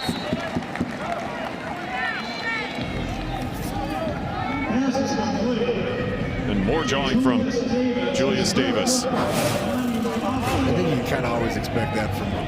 Yeah, it doesn't matter who the opponent is. Just kind of a little mini chip out to the flat there. Wouldn't be shocked if they just give it the 3-2 again.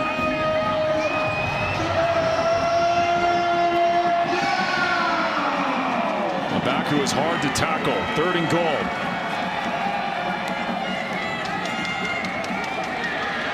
Knifing and into the end zone. Touchdown. Rocky Linchoni.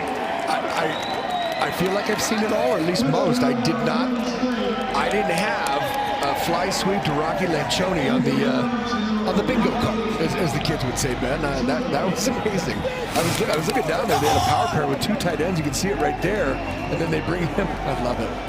Wow. All right. Well, with Hunter Province going down back in the first half, other tight ends now got to step up. That's true. And the Bozeman native finds the end zone. Nice call by Coach Sturbeck there. The old tight end fly. It's good stuff. Just when you thought you've seen it all. 27-7. Well, that's exactly what NAU couldn't have happened. I mean, now this thing is getting a lot of hand. You read my mind. Strong response to start the second half for number 5 Montana State. Today's game is sponsored by Montana State University, Mountains and Mines, Town Pump, Pump It Up, Stockman Bank, Montana's brand of banking, your Montana Chevy dealers, and the University of Montana. Build your skills the Montana way. Oh, now we're talking. As a rail fan myself, great scenes of the Grand Canyon Railway not too far away from here in Williams, Arizona. But not good times here in Flagstaff. Brian Wright with his team down 27-7 with the Bobcats just marching right down the field to start this third quarter. Colby Katzis will take this kick. And another touchback. Back down to Grace. Yeah, I'm here with Deputy Commissioner of the Big Sky, Dan Satter. Thanks so much for joining our program. How great is it to be here in Flagstaff this afternoon? Oh, what a perfect day for a ball game. Great crowd. 2 top 15 teams that were in the playoffs last year. So just a terrific showcase of Big Sky football. Yeah, a handful of teams in the top 25, a top 15 matchup here. Just how strong is this conference? Well, we always like to pride ourselves on saying we're the deepest conference, and I think those rankings and other metrics continue to prove it. You know, to have 5 teams in the top 25 and a couple others receiving votes just shows the depth of this league week in and week out. And what exactly goes into scheduling the conference? Yeah, so we're in the process right now with the membership changes we have of developing our 26 schedule. So we're going to move to 9 conference games, and part of that process has been determining how many annual opponents each team will have. Right now it's looking like there'll be 3 per team, and then we'll rotate around the other 6 games so that you usually never go more than a year without playing somebody. Yeah, what is it like to adapt to the modern landscape with the Big Sky? Well, you know, I think our teams understand both where they can continue to provide a terrific student-athlete experience while at the same time staying, I think, more true to the collegiate model than we're seeing in the Power 4 leagues. And we're not trying to be that, right? That's not who we are. We know who we are. We know what we can offer. We know that we are tethered happily to education and our student athletes receiving a degree as well as an outstanding experience competing in our conference. Well, it's one great conference that we enjoy covering. Thank you so much for joining the program. Back to you guys upstairs. Yeah, looking forward, obviously, to having Southern Utah and Utah Tech join the conference next year, and obviously really interested to see how the new schedules come out when we head into 2026. Yeah, you know, and I agree with him. I believe the Big Sky probably is the deepest conference in FCS football. Now anyone has got to go put a number 1 on their ring finger. Pennington play action. Again, just going underneath, breaking away. Cromwell lowers his shoulder into Montana State territory. Good play by Cromwell, and you don't see Taden Gray miss that bad or usually ever. This is just a whiff out here on the perimeter. You can see it right there.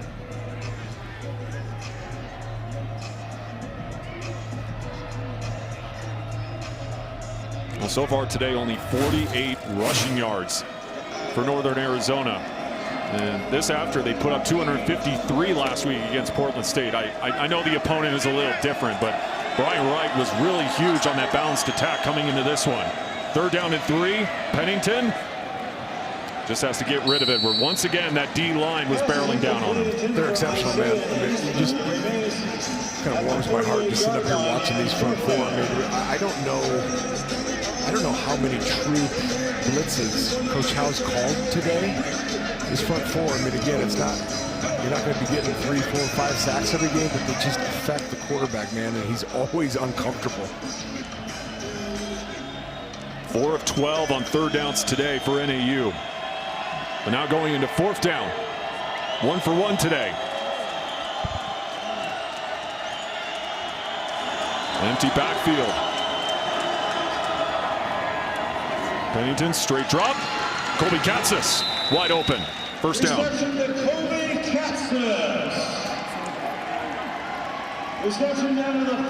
Yeah, just a quick hitch at the sticks there, Ben, and they really needed that one. It's a nice job by them, and they're getting on the ball and they want to go. Yeah, I said that was a huge defensive series for NAU, but this is also a huge offensive series here. They really got to get some points. And for an update, we go back down to Grace Lawrence. Yeah, just a quick injury update. Hunter Province, the tight end who went down in the first half, he came back out. He's in street clothes, sitting on the end of the bench, guys. Yeah, you're not really surprised by that, him having to get helped off the field going into the locker room. But you saw the impact that he had last week. The biggest tight end in that group, but so speedy as well. Yep. Second and 11. Pennington again leaves the pocket and will slide down. Ty Pennington with the carry inside the 40. Fans, once again, another reminder to show off your team's spirit. Send us your best super fan photos, and you can see yourself on the big screen later on in this one. Just scan the QR code on your screen and upload your favorite fan shots. We'll pick some of them coming up later on in the game in the fourth quarter. Good contingent, obviously, of NAU faithful here in the Walkup Skydome today. Hoping to see something from this Lumberjack offense. Halfway through this third quarter, 3rd down and 6. As Gossett will leave the backfield. Straight up the middle. Seth Cromwell will be about a yard short of the line to gain. Yeah, 20 personnel, you know, just split back.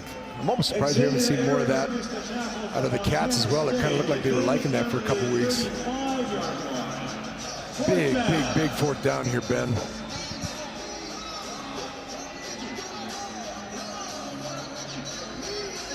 I still think back to that Mercyhurst game. 7. Mercyhurst went for it 7 times. So they're battle tested on 4th down. That's all I'll say. You saw Sean Howe right there looking for his defense to hold on 4th and 2.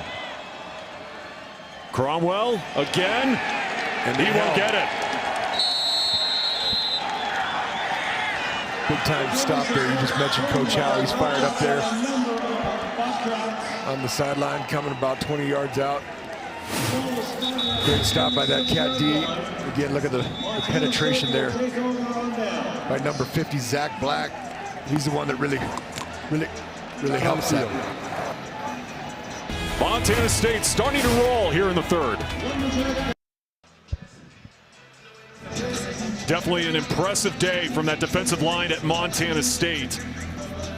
They are for real, holding number 13, Northern Arizona, one of the best offenses in the Big Sky, to just 7 points so far here in the 3rd. And Ty Gregorak, you're obviously the best guy to ask about this. I mean, just what makes that D-line with so many different playmakers just so good at basically becoming a giant brick wall to opposing offenses? Well, they're well coached, and it's a very veteran group. I mean, they've been in the program now for, you know, some of them 4 or 5 years. They're outstanding, though. You know, Sean Howe had been coaching that D-line, and now you saw a good shot of Coach Baptiste there in that huddle.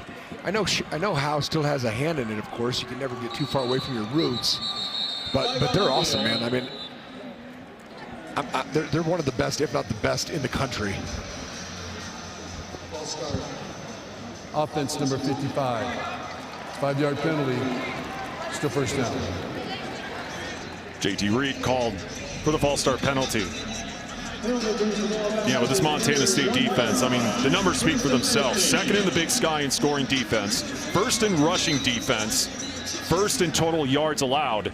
Sean Howe obviously doing a tremendous job, as you saw right there. Yeah, and all of those stats are inflated or deflated, if you will, because they got Oregon in them. You know, against FCS opponents, they've been unbelievable.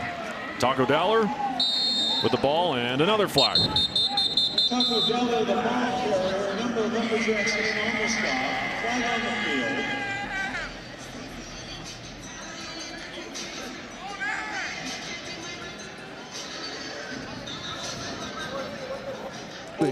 Offense.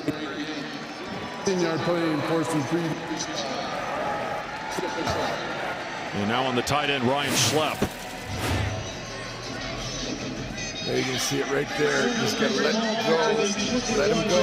Let him go. It's a couple drives there where our man Schlepp has had a couple errors and they've removed him. I'm assuming just for personnel standpoint, they went to true 10 personnel, 3-by-1.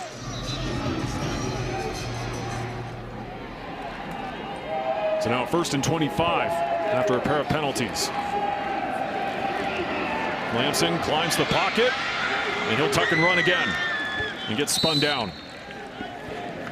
Took a pretty good pop to his head, too. You're going to see here on the replay, you can watch again, that pocket starts collapsing, he takes advantage. See, right here at the end, though, but yeah, I tell you, I like this kid. He's tough. He's a tough guy. Very, seems like a very savvy and smart quarterback. He's got a lot of good stuff going on between the ears. And you can certainly see why he gained respect from his teammates very quickly after he arrived to Bozeman. No question.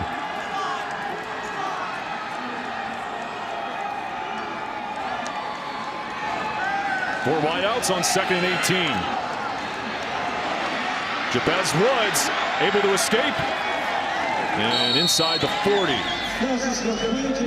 Well, that was a great play by Woods, Ben. I'll tell you why. I mean, you know, at first contact, they make the tackle here. It's about 3rd and 10. Well, now you're looking at more like 3rd and 4, maybe 3rd and 5. Nice play by him. Yeah, back down to Grace. Megan told me that he and his staff were surprised a recruit like Jabez Woods was kind of falling through the cracks in high school. He's from Spanaway, Washington, was a really good player on a really good high school team, and more than anything, he's a playmaker who isn't afraid of the moment, guys. Well, obviously, you take off for a 79-yard touchdown to the house. Up in the air, incomplete. Chris Long, the intended receiver. Kind of been talking about it, Ben. I mean, between penalties and drop balls by the receivers, I mean, I think, you know, you take those things out, but for both teams, it seems like a lot cleaner, less sloppy game, but just a lot of drops, it seems like.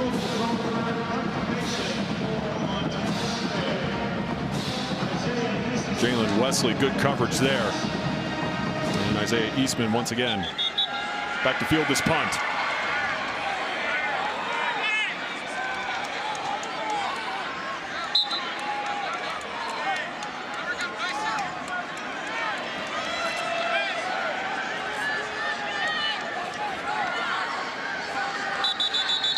I was going to say, it's interesting the clock was running on an incomplete pass.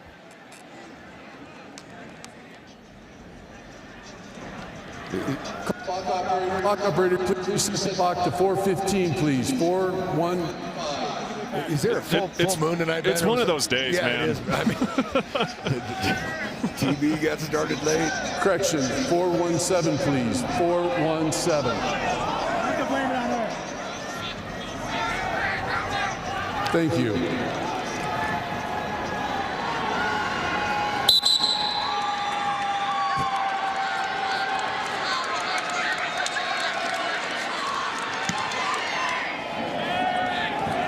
A wobble around the 20-yard line. Well, Justin Lamson not happy with that failed drive for the Montana State offense. Can NAU bounce back?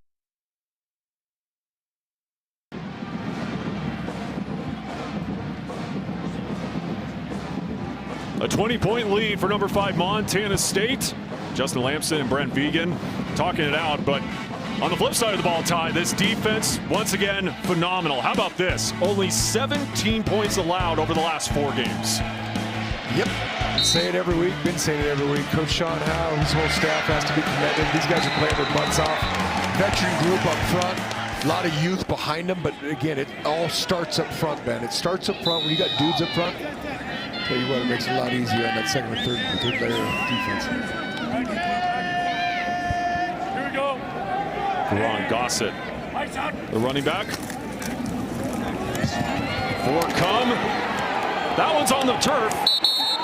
Incomplete. God, go get that ball. I was going to say. Go get that ball. Ruling on the incomplete pass of 2nd and 10. They hadn't blown the whistle yet. I mean, make them make a tough decision, Talon Marsh. Go get that football. It's a great job by Zach Cruz. He's too gritty to be pretty. I thought it was a fumble, but you know, that's the coaching point. If I'm Sean Howe, hey man, play to the whistle. Make them make a hard call. You can see big 99 right there. Go get the football. Go score.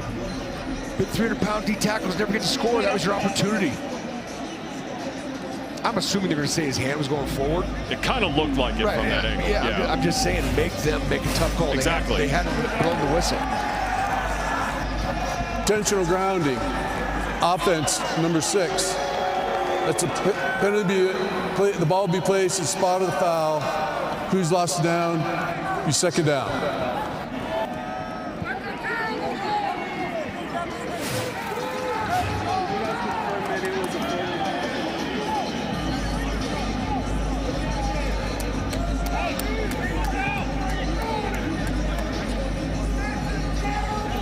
Your thoughts, Coach Gregory? I think it's a great play by Cruz. I always favor the defense. It did look like his hand was coming forward, but that being said, go get the football.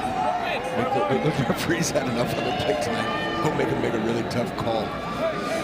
There's been some interesting calls, and not.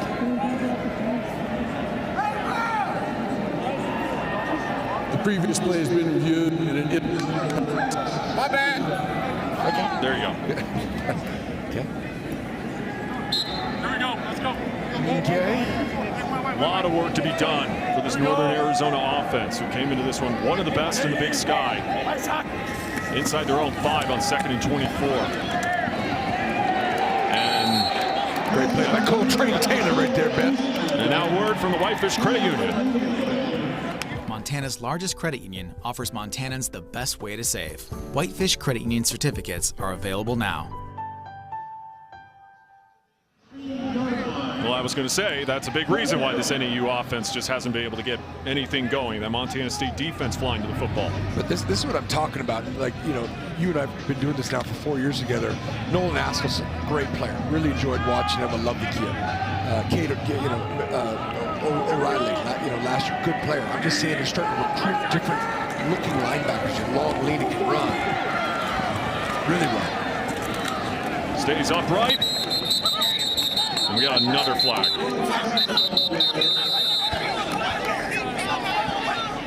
I think we're approaching the mark of seeing the most flags we've seen ever in a game that we've called. Yeah.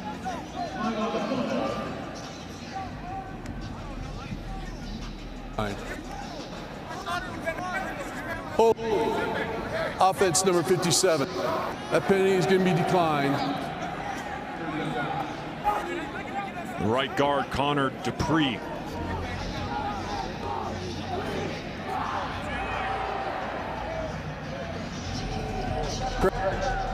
Fourth down. Yeah, it's let's I don't know, it's like I said, man, no other words to say other than it's been one of those days. It is. 14 penalties later, and we still have 18 minutes of ball left, Ben. This might be a record. It'll be a record for us, guaranteed.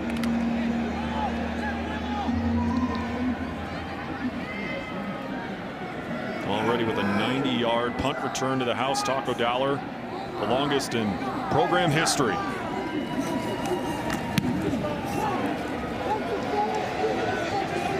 And he'll let this fly out of bounds. As Justin Lamson will lead his troops back on the field as we wind down this third quarter. Solid day for QB1. 13 of 17, 213 yards through the air. Pair of TDs. That one the best ball right there to Jabez Woods. Incredible throw. Because that pressure was just kind of slowly starting to get there. He kind of didn't put everything he had into it. Still sat in there. Kid's a playmaker, man. Great job using his legs. We've seen him use his legs too. Like, I don't think he necessarily wants to run, but man, when he does, he's been very, very effective and productive. Can really churn up field.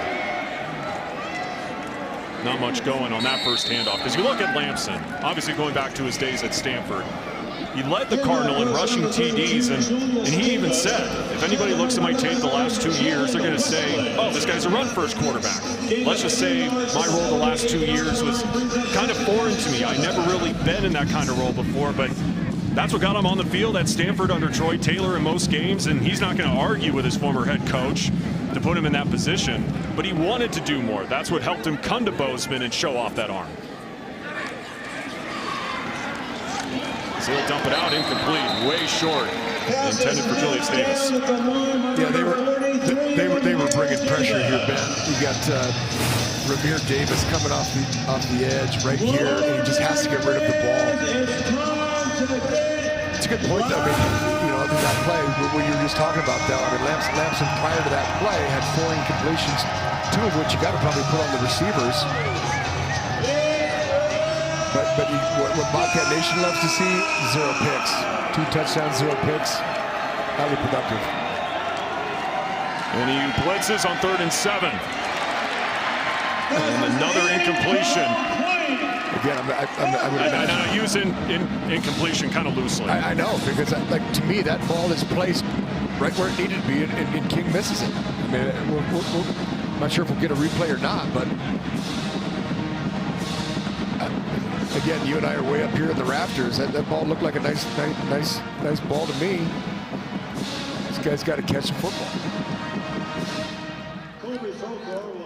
This game's got everything. We got drops, we got laundry on the field, we got punt return for a touchdown, longest in history, school history. Well, I go back to 3 years ago in this building and how crazy that one was. Yes, it was. A little bit of a closer one. Offense, 5-yard penalty. Still 4th down.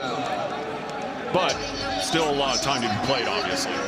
Still a lot of time to be played, and we're going to chalk that up as number 15. Yep. Penalty. Shout out to Coach Monaco, the special teams coordinator. He's got to be like, this is a roller coaster of emotions every week for me, Coach.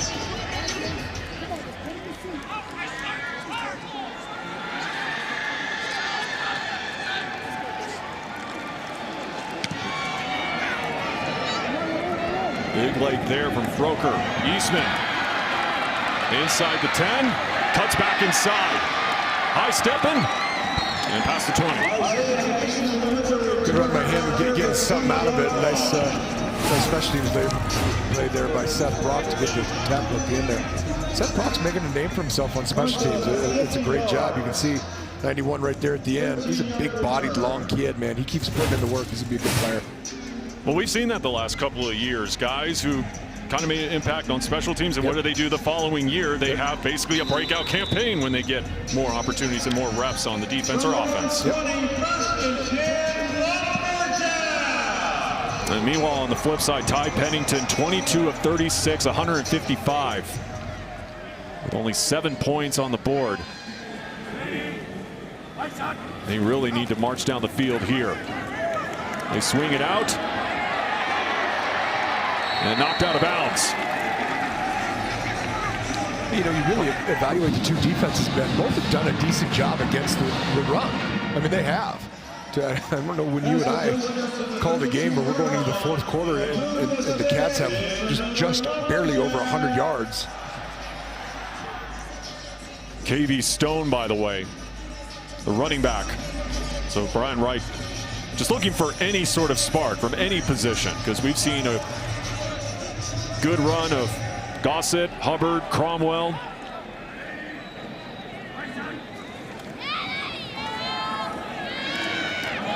As Pennington pulls and runs. And he'll go down and move the sticks for a first down. Really nice play by Pennington, moving the chains. Again, they're going to try to, they're going to get on the ball right now, right? How can we wear out this D line? How can we get something going? I keep slinging it around. I mean, they've proven that they can't run the football or want to. Put it in that guy's hand, let him do his thing. Under throws, Colby Katzis.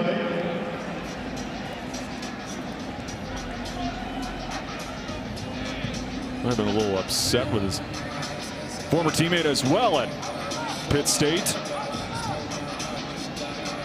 Yeah, there's a slew of Pitt State kids on this roster. Brought a bunch of the boys. Obviously including their head coach. Yep. A couple great campaigns in the D2 ranks.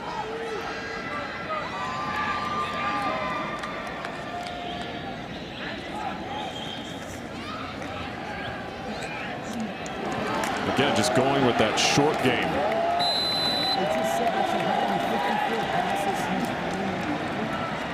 More numbers getting called. Hayden Doherty. But again, I keep talking about this. This is what I love about this Cat secondary. You can see a good shot of Seth Johnson there out of Frisco, Texas. They want to come pop you. You know, a lot of times with corners, it's tough to find great speed and length that also wants that contact. A lot of corners don't, especially the ones we get at this level at FCS. I love the mentality and that just attack, the attack mode that this secondary is in. And movement on the NAU line. Flag on the field.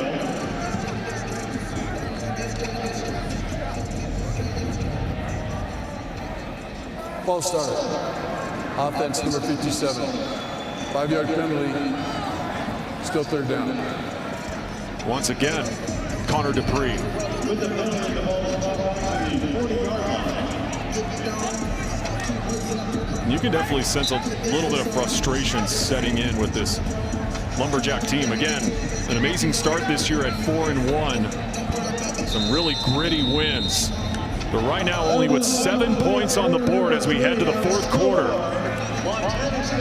Brian Wright just looking for answers. Well, on the other sideline, number 5, Montana State with a 20-point lead. Some strong defense from the Lumberjacks.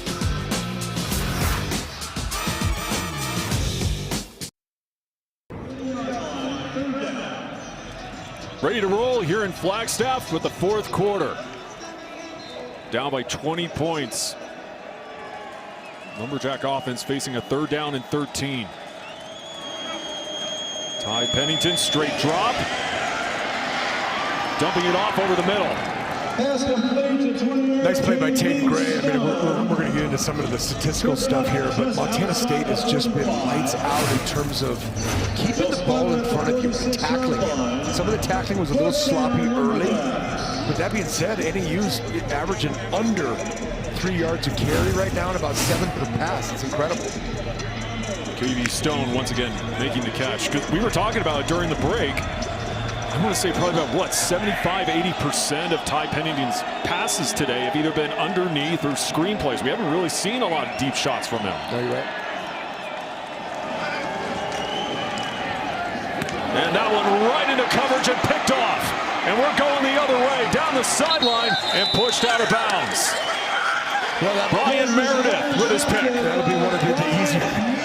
The off-target throw and the receiver wasn't even looking. We'll see it. Early on the field is an interception, 1st and 10, Montana State. We're going to see it here on the replay. I mean, it's thrown right to him. The receiver, he was zigging when he thought he maybe should have been zagging, and pull out the takeaway cowboy hat, Ben. Timeout on the field. That's the sophomore transfer out of Fullerton Junior College. Gets the rock the cowboy hat here in Flagstaff. Ladies and gentlemen, thank you all for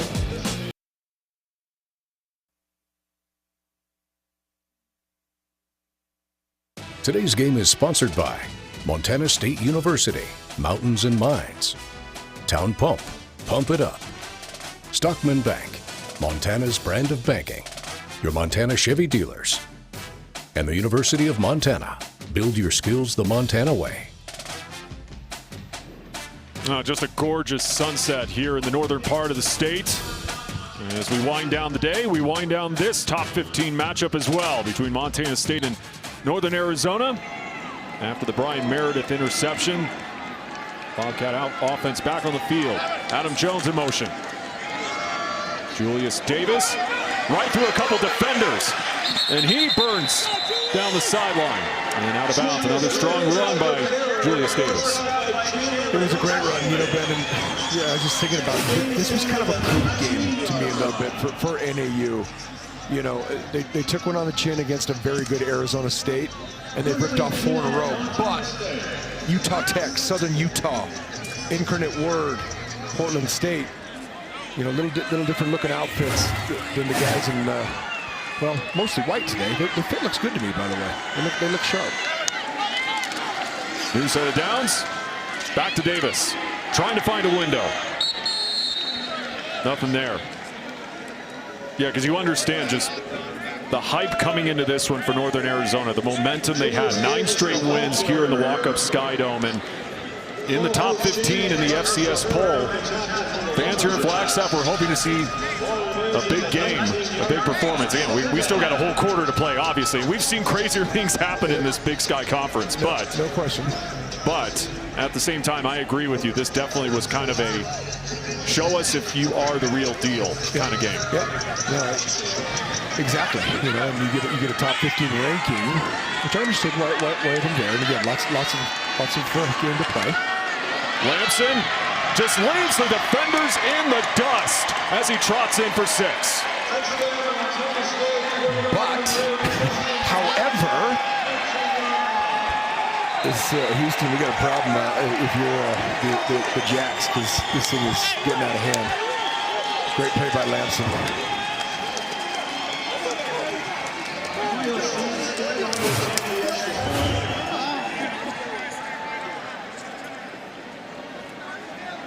RPO working to perfection.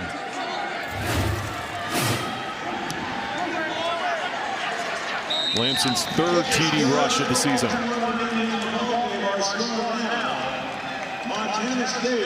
A statement being made here in Flagstaff by number 5 Montana State, as Lampson finds the end zone again.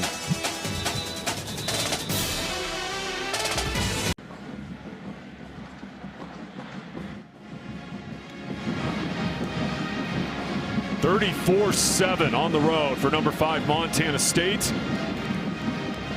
And another opportunity to take a look at the Marsh McLennan Agency Fan Zone. Again, I want to thank all of you for sending in your photos today.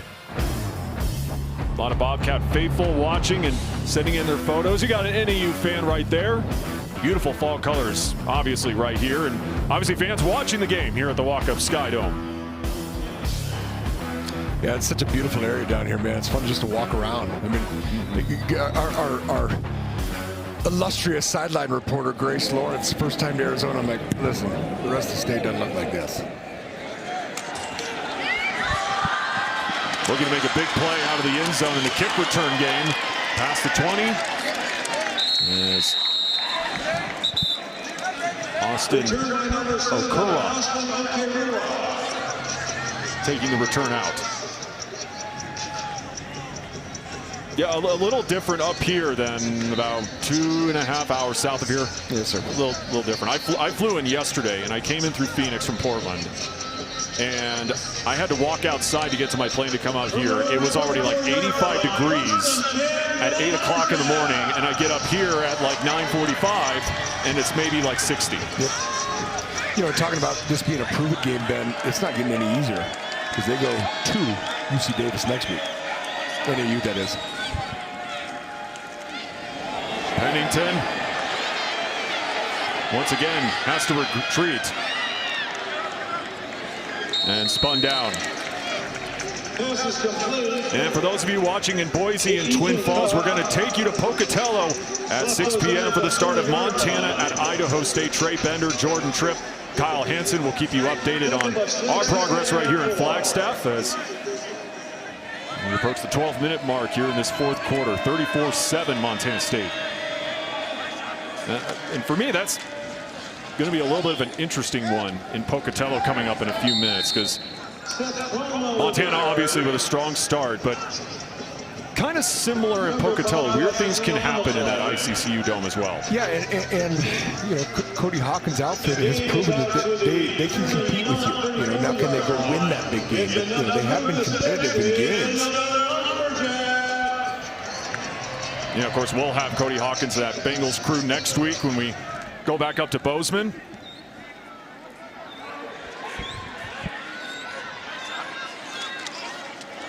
New set of downs. And a burst of speed by Cromwell, getting into the second level. Down to Grace Lawrence. Well, you guys were talking about how Hunter Parsons is such an impact player, a guy who's waited his turn. We had him on the Bobcat Insider this week, and he said he really learned from the All-Conference and All-American type players in front of him, like Daniel Hardy and Brody Grebe. And in waiting his turn, he learned how to work and how to go about his business, guys. That one incomplete on the comeback route. Yeah, I mean, we kind of highlighted it earlier on in this game. He's taken it upon himself, according to Brent Vegan, as a senior, to have his best year not only just becoming a starter, but becoming an impact player. Yep. He's doing a great job. It's cool to see. Again, I just in the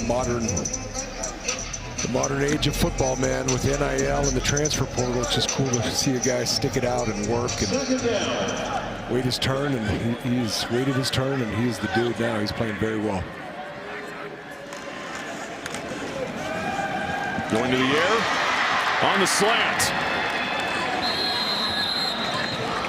And that was complete as we have another word from the Whitefish Credit Union. Montana's largest credit union offers Montanans the best way to save. Whitefish Credit Union certificates are available now. Ethan Clough making his second catch of the season.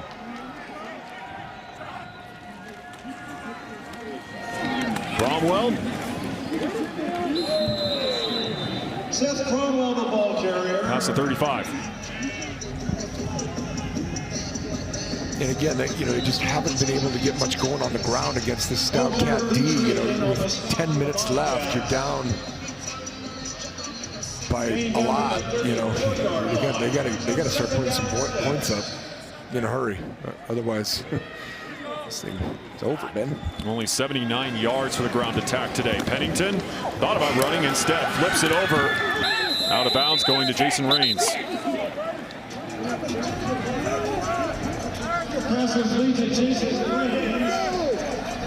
And basically all that was, I know it's going to count as a pass, but that's basically a run. Big old outside zone or a toss play. He just flipped it out there.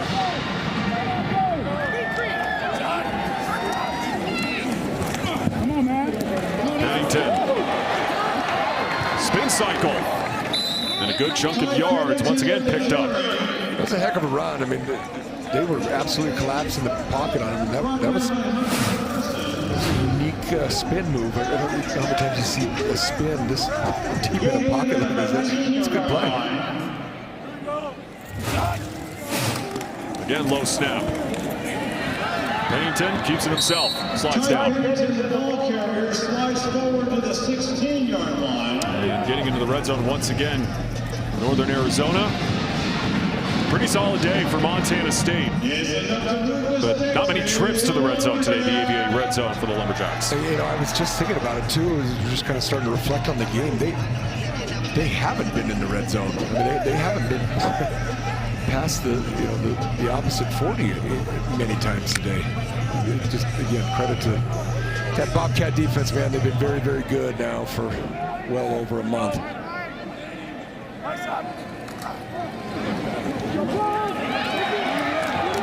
Just able to get rid of it.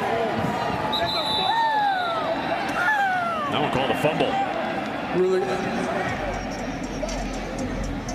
I don't know if he's right. Somebody make a call. I mean, there is no foul for intentional grounding as the quarterback was outside the pocket and there was a receiver in the area. Second down. Well, it's interesting. I didn't even see like an incomplete signal, so that's what was it like a I don't know. Pass from I don't know. They don't know, Ben. That's what I'm saying right now. Is it's like they're waiting for guys to blow the whistle. Just somebody blow the whistle. Somebody make a call, please. Great pressure there by Zach Cruz again.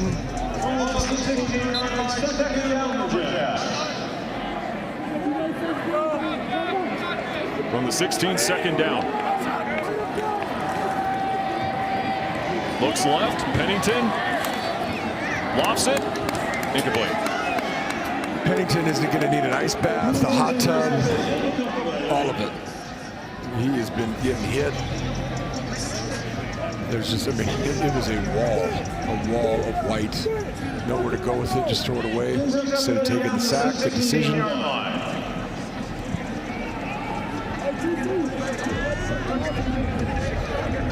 Well, I'm interested, I should say, to see how this NAU offense kind of responds from this game, going up against, again, a stout Montana State D-line and defense overall. Because we know this Lumberjack offense can put up points. Yeah. But I'm interested to see how they respond from this. Well, and that's what I'm saying. No offense to who they played the last month, but they were putting up points against teams in the FCS that just don't look quite like these guys.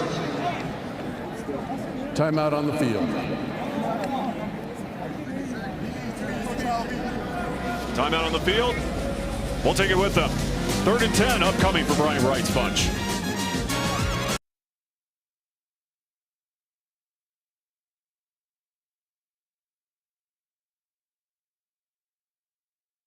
$196 total yards. And the Lumberjack offense came into this one averaging 429 per game, which is the 3rd best mark in the Big Sky, but we're arguably the best defense in the Big Sky right now. Getting it done with a 34-7 lead. 3rd down and 10.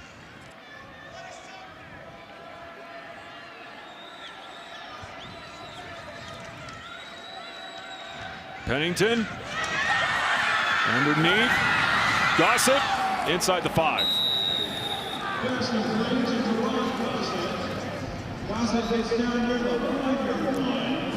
Well, they've got a good drive going. Again, I was kind of questioning some of it when they were running the ball. I mean, if they're serious about winning, and maybe it's just out of reach right now. But like you said, we've seen crazier things happen. UC Davis last year, obviously, got a little funky at the end, but definitely are definitely looking to put 7 on here.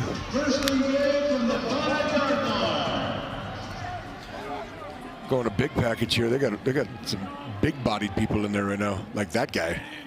Good Lord. The pitch. Gossett gets tripped up.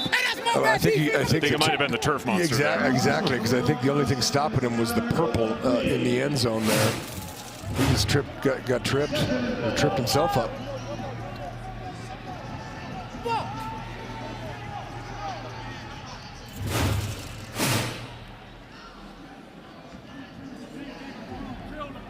And by the way, NAU has not reached the century mark yet in rushing yards, 93.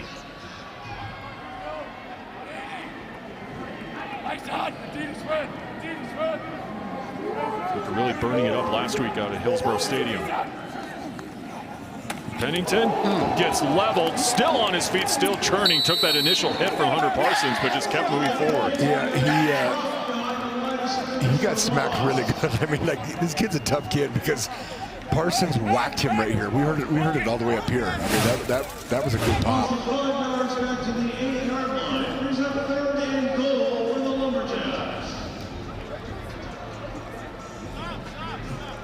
Yeah, and finished off there by the Helena native, big Talon Marsh.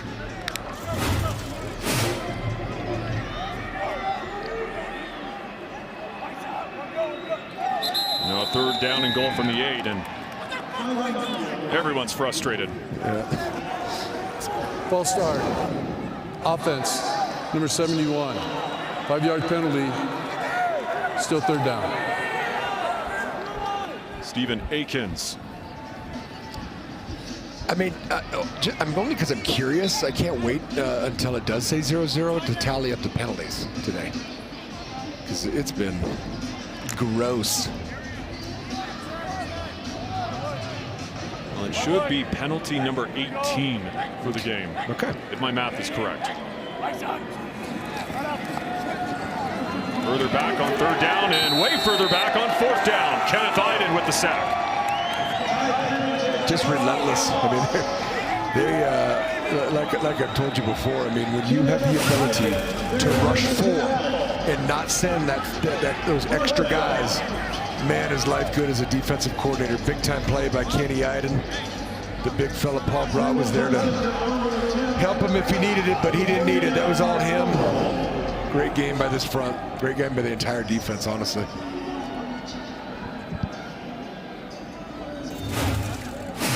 Third sack of the day for Montana State.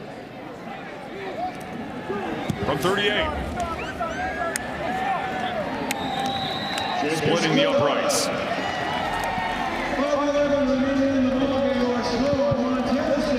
A good shot of Coach Howe right there. Just talking about him again. Been with Coach Vegan the whole time. One of the OGs. One of the only guys remaining from that original staff. He's done a heck of a job, man. Love catching up with him, and you know he's a little defensive guy. Been around the block a little bit. He's doing an unbelievable job.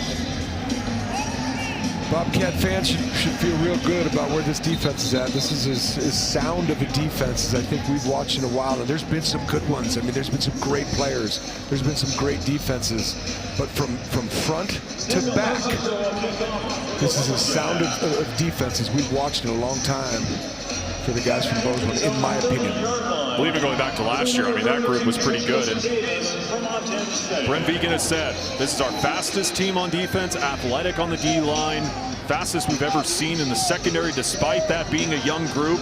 The development of that secondary has been extremely impressive. Yeah, absolutely, and it's all true. I mean, he's saying that he hit every point on the head. It's true. They are athletic, they are physical, they've got DBs that want to come tackle. Julius Davis will pick it up inside the 10. And it's just like, you know what, we're getting the ball back. Let me just go out of bounds. I mean, it's like par for the course on the day. Let's put Julius back there on a short kick. He casually runs out of bounds. Good shot of Paul Brott right there.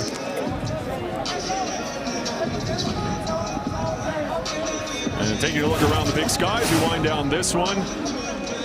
Eastern Washington with a 14-7 lead over Portland State as both teams look to get their first win of Big Sky play. Cal Poly coming off a big win last week on the road at Sacramento State with a 7-0 lead over Davis. I mean, Cal Poly's had an impressive start, and right now in Pocatello, a 7-0 lead for the Grizz at number 4. Yeah, that Dam Cup, man, it just doesn't have as much flair, as much juice as it's had in the past. And I know you're a Portland guy. That those are two teams, and you know, got a lot of buddies on both. But my goodness, those are two programs that are really struggling right now.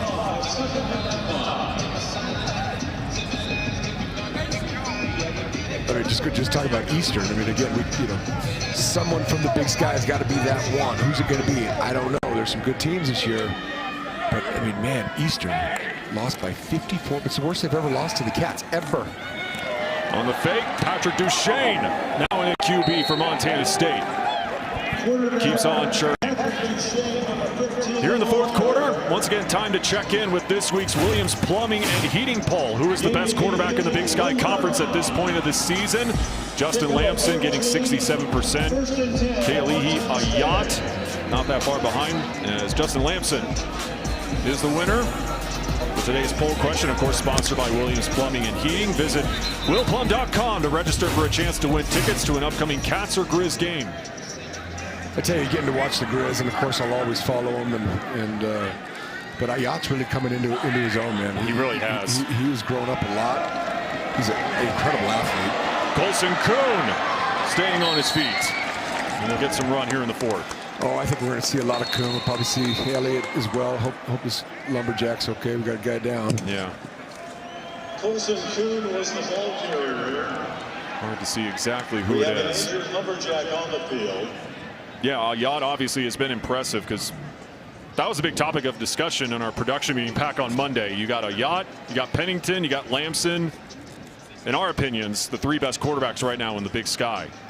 Well, and you said, I actually hadn't read it or heard it, but Idaho State's getting their guy back today. Is that correct? Jordan Cook. Yeah, he should be back today. Right, and I know we won't get to tune into that game until ours is over, but yeah, I mean, it's this conference has always had good quarterback play. And of course, that dude right there, another impressive afternoon. Well, we lost sight of him for a second there. Yes, we did. And just do me a favor. If Chance Wilson gets in the game in this game, Ben, let me know. So I'm not hollering that Patty Ice just scored. It's a kid from Oklahoma. Good Lord. Quinlan Popham, by the way, the injured Lumberjack. Yeah, good shot of Lamson right there, man. Phenomenal performance in my mind. And again, I'm not trying to bag on the receivers, but the incompletions that he had, to put maybe one or two of those on him, the others, this guy's got to catch some football. I thought he was sharp, real sharp. In another game with no turnovers by QB1, as you call him. Colson Kuhn gets his name called again. Right at midfield, or at least a yard short of it.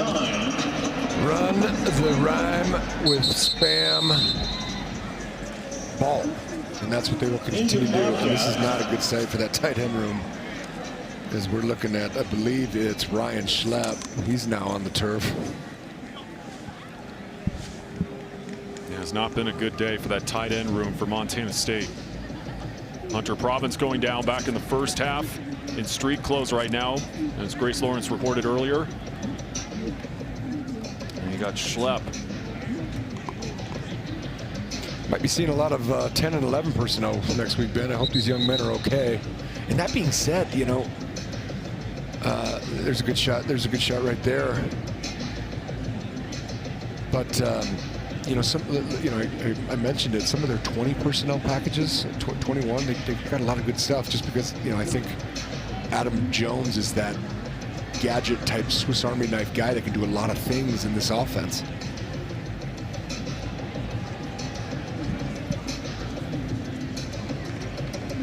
Schlepp will get up on his feet. By the way, 21-7 now for Eastern Washington in the Dam Cup. The Dam Cup, then. And now knotted up at 7 in Pocatello. I know you'll definitely be tuning into that on your guys' flight back to Bozeman. Yep, I will. Second down 6, I'll just be Montana State. chilling in my hotel room, enjoying Flagstaff for another night. You got to go. I mean, you got to. That place was good last night. It really was. Great suggestion by you. Well, so it was Andy Thompson. He's at Stanford now. He was here forever. I actually called his wife, McCall Thompson. I said, "Hey, give me a couple good racks." She said, "Salsa Bravo." He was fantastic. You'll probably be back tonight, won't you? I'm leaning towards that. I'm not going to lie. Again, more numbers getting called here in the fourth quarter for Montana State.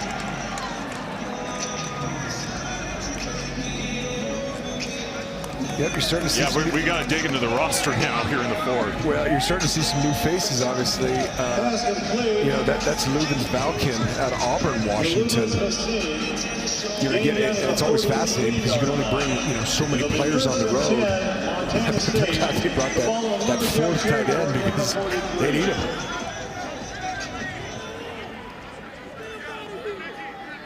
Yeah, really interested to see how that shakes out a week from now against Idaho State. Jared White now getting a carry.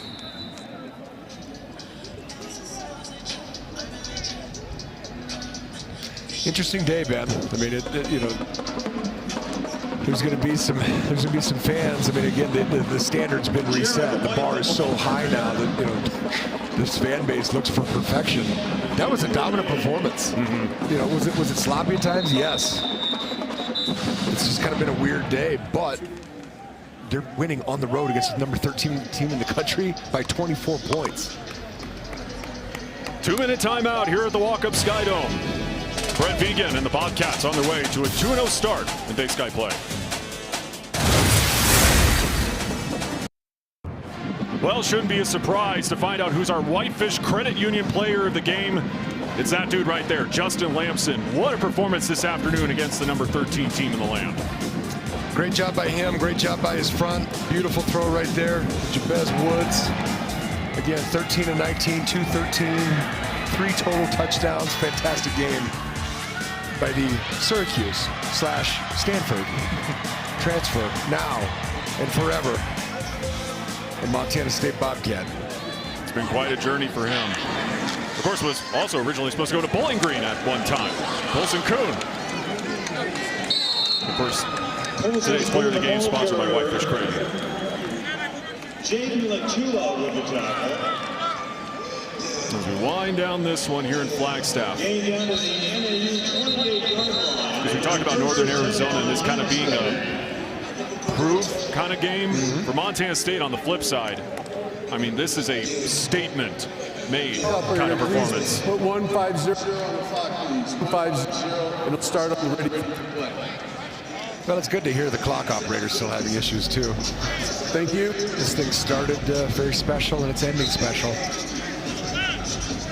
Yeah, and you know, just again, NAU, who's in the playoffs last year, you know, Coach Wright came here, and that's what they want to be, a playoff team every year. This is a tough loss, and you got to go on the road to Davis next week, man. You lose 2 in a row. Next thing you start going, oh boy, are we out of we're out of the conference picture, but are we out of the playoff picture? I believe Brian Wright said earlier this week, there's a foundation set here in Flagstaff. He's done a tremendous job, but they want to get to obviously that level of Montana State. But, what's the quote? In order to be the man, you got to beat the man. Yeah, and again, it's a process, man. And what they have to do is they have to allow him the time to do so. This cat thing didn't. Coach Ash is the winningest coach in the program. They fired him because it became complacent. It got stale, and it took a long time to rebuild it. And now they are one of the standards of FCS football. As Bobcats will continue to just run out the clock here in Flagstaff. Because where does Northern Arizona go from here? Because again, there's talent here in Flagstaff. There's no question about that. But where do they go from here to rebound from this? We have something we haven't talked about. 97 players, Ben. 97 players from Arizona and California. They don't have to go far to recruit. They've always had talent. Now they got to coach them up, develop them, and give them time to do so, and hopefully build a good program again up here at 7,000 feet. As that will be the final play of this one. As I was going to say at the beginning of the show, for some reason, when you and I call a game in the Dome, in any dome in the Big Sky, it ends up being a thriller. This is the first time that we've been doing this where it wasn't really a close one in an indoor facility. As Montana State wins it 34-10, and Taco Dowler with a big day as he joins Grace Lawrence. Yeah, Taco, you've had some pretty special games in this dome. What is it about the Skydome that makes you have such special nights? I don't know. I just like this place. It's pretty cool. I remember my freshman year coming in here, took a video of the place. It's pretty cool, and it's cool to make some plays in here too, yeah. That punt return touchdown sparked your offense, sparked your team. Take me back through that play. Yeah, in the wideout room, Coach Mix is huge on being the spark. So every time the ball's in my hands, I want to be the spark. So glad it felt a little bit like UC Davis last year. I like being the spark at punt returning. Jabez Woods, the country better start learning his name. What is it about him that's made him come onto the scene so well this year? I think it's just his personality. He's a beast. He's amazing. He works really hard, charismatic, and that shows when he plays football too. So he's a great guy. A top 15 win on the road. What does this one prove?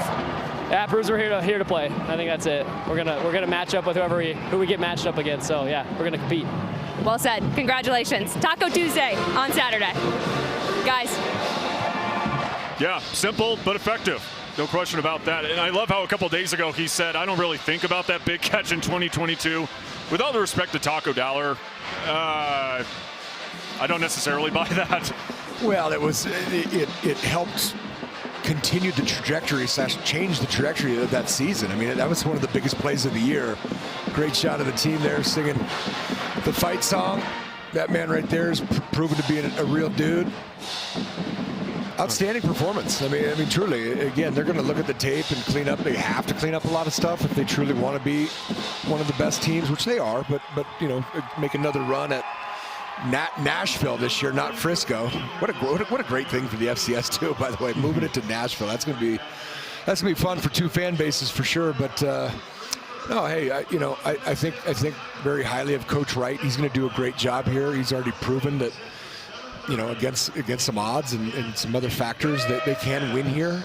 They just got to probably look themselves in the mirror, regroup a little bit, and put together a great game plan to go to Davis and compete and hopefully win for them.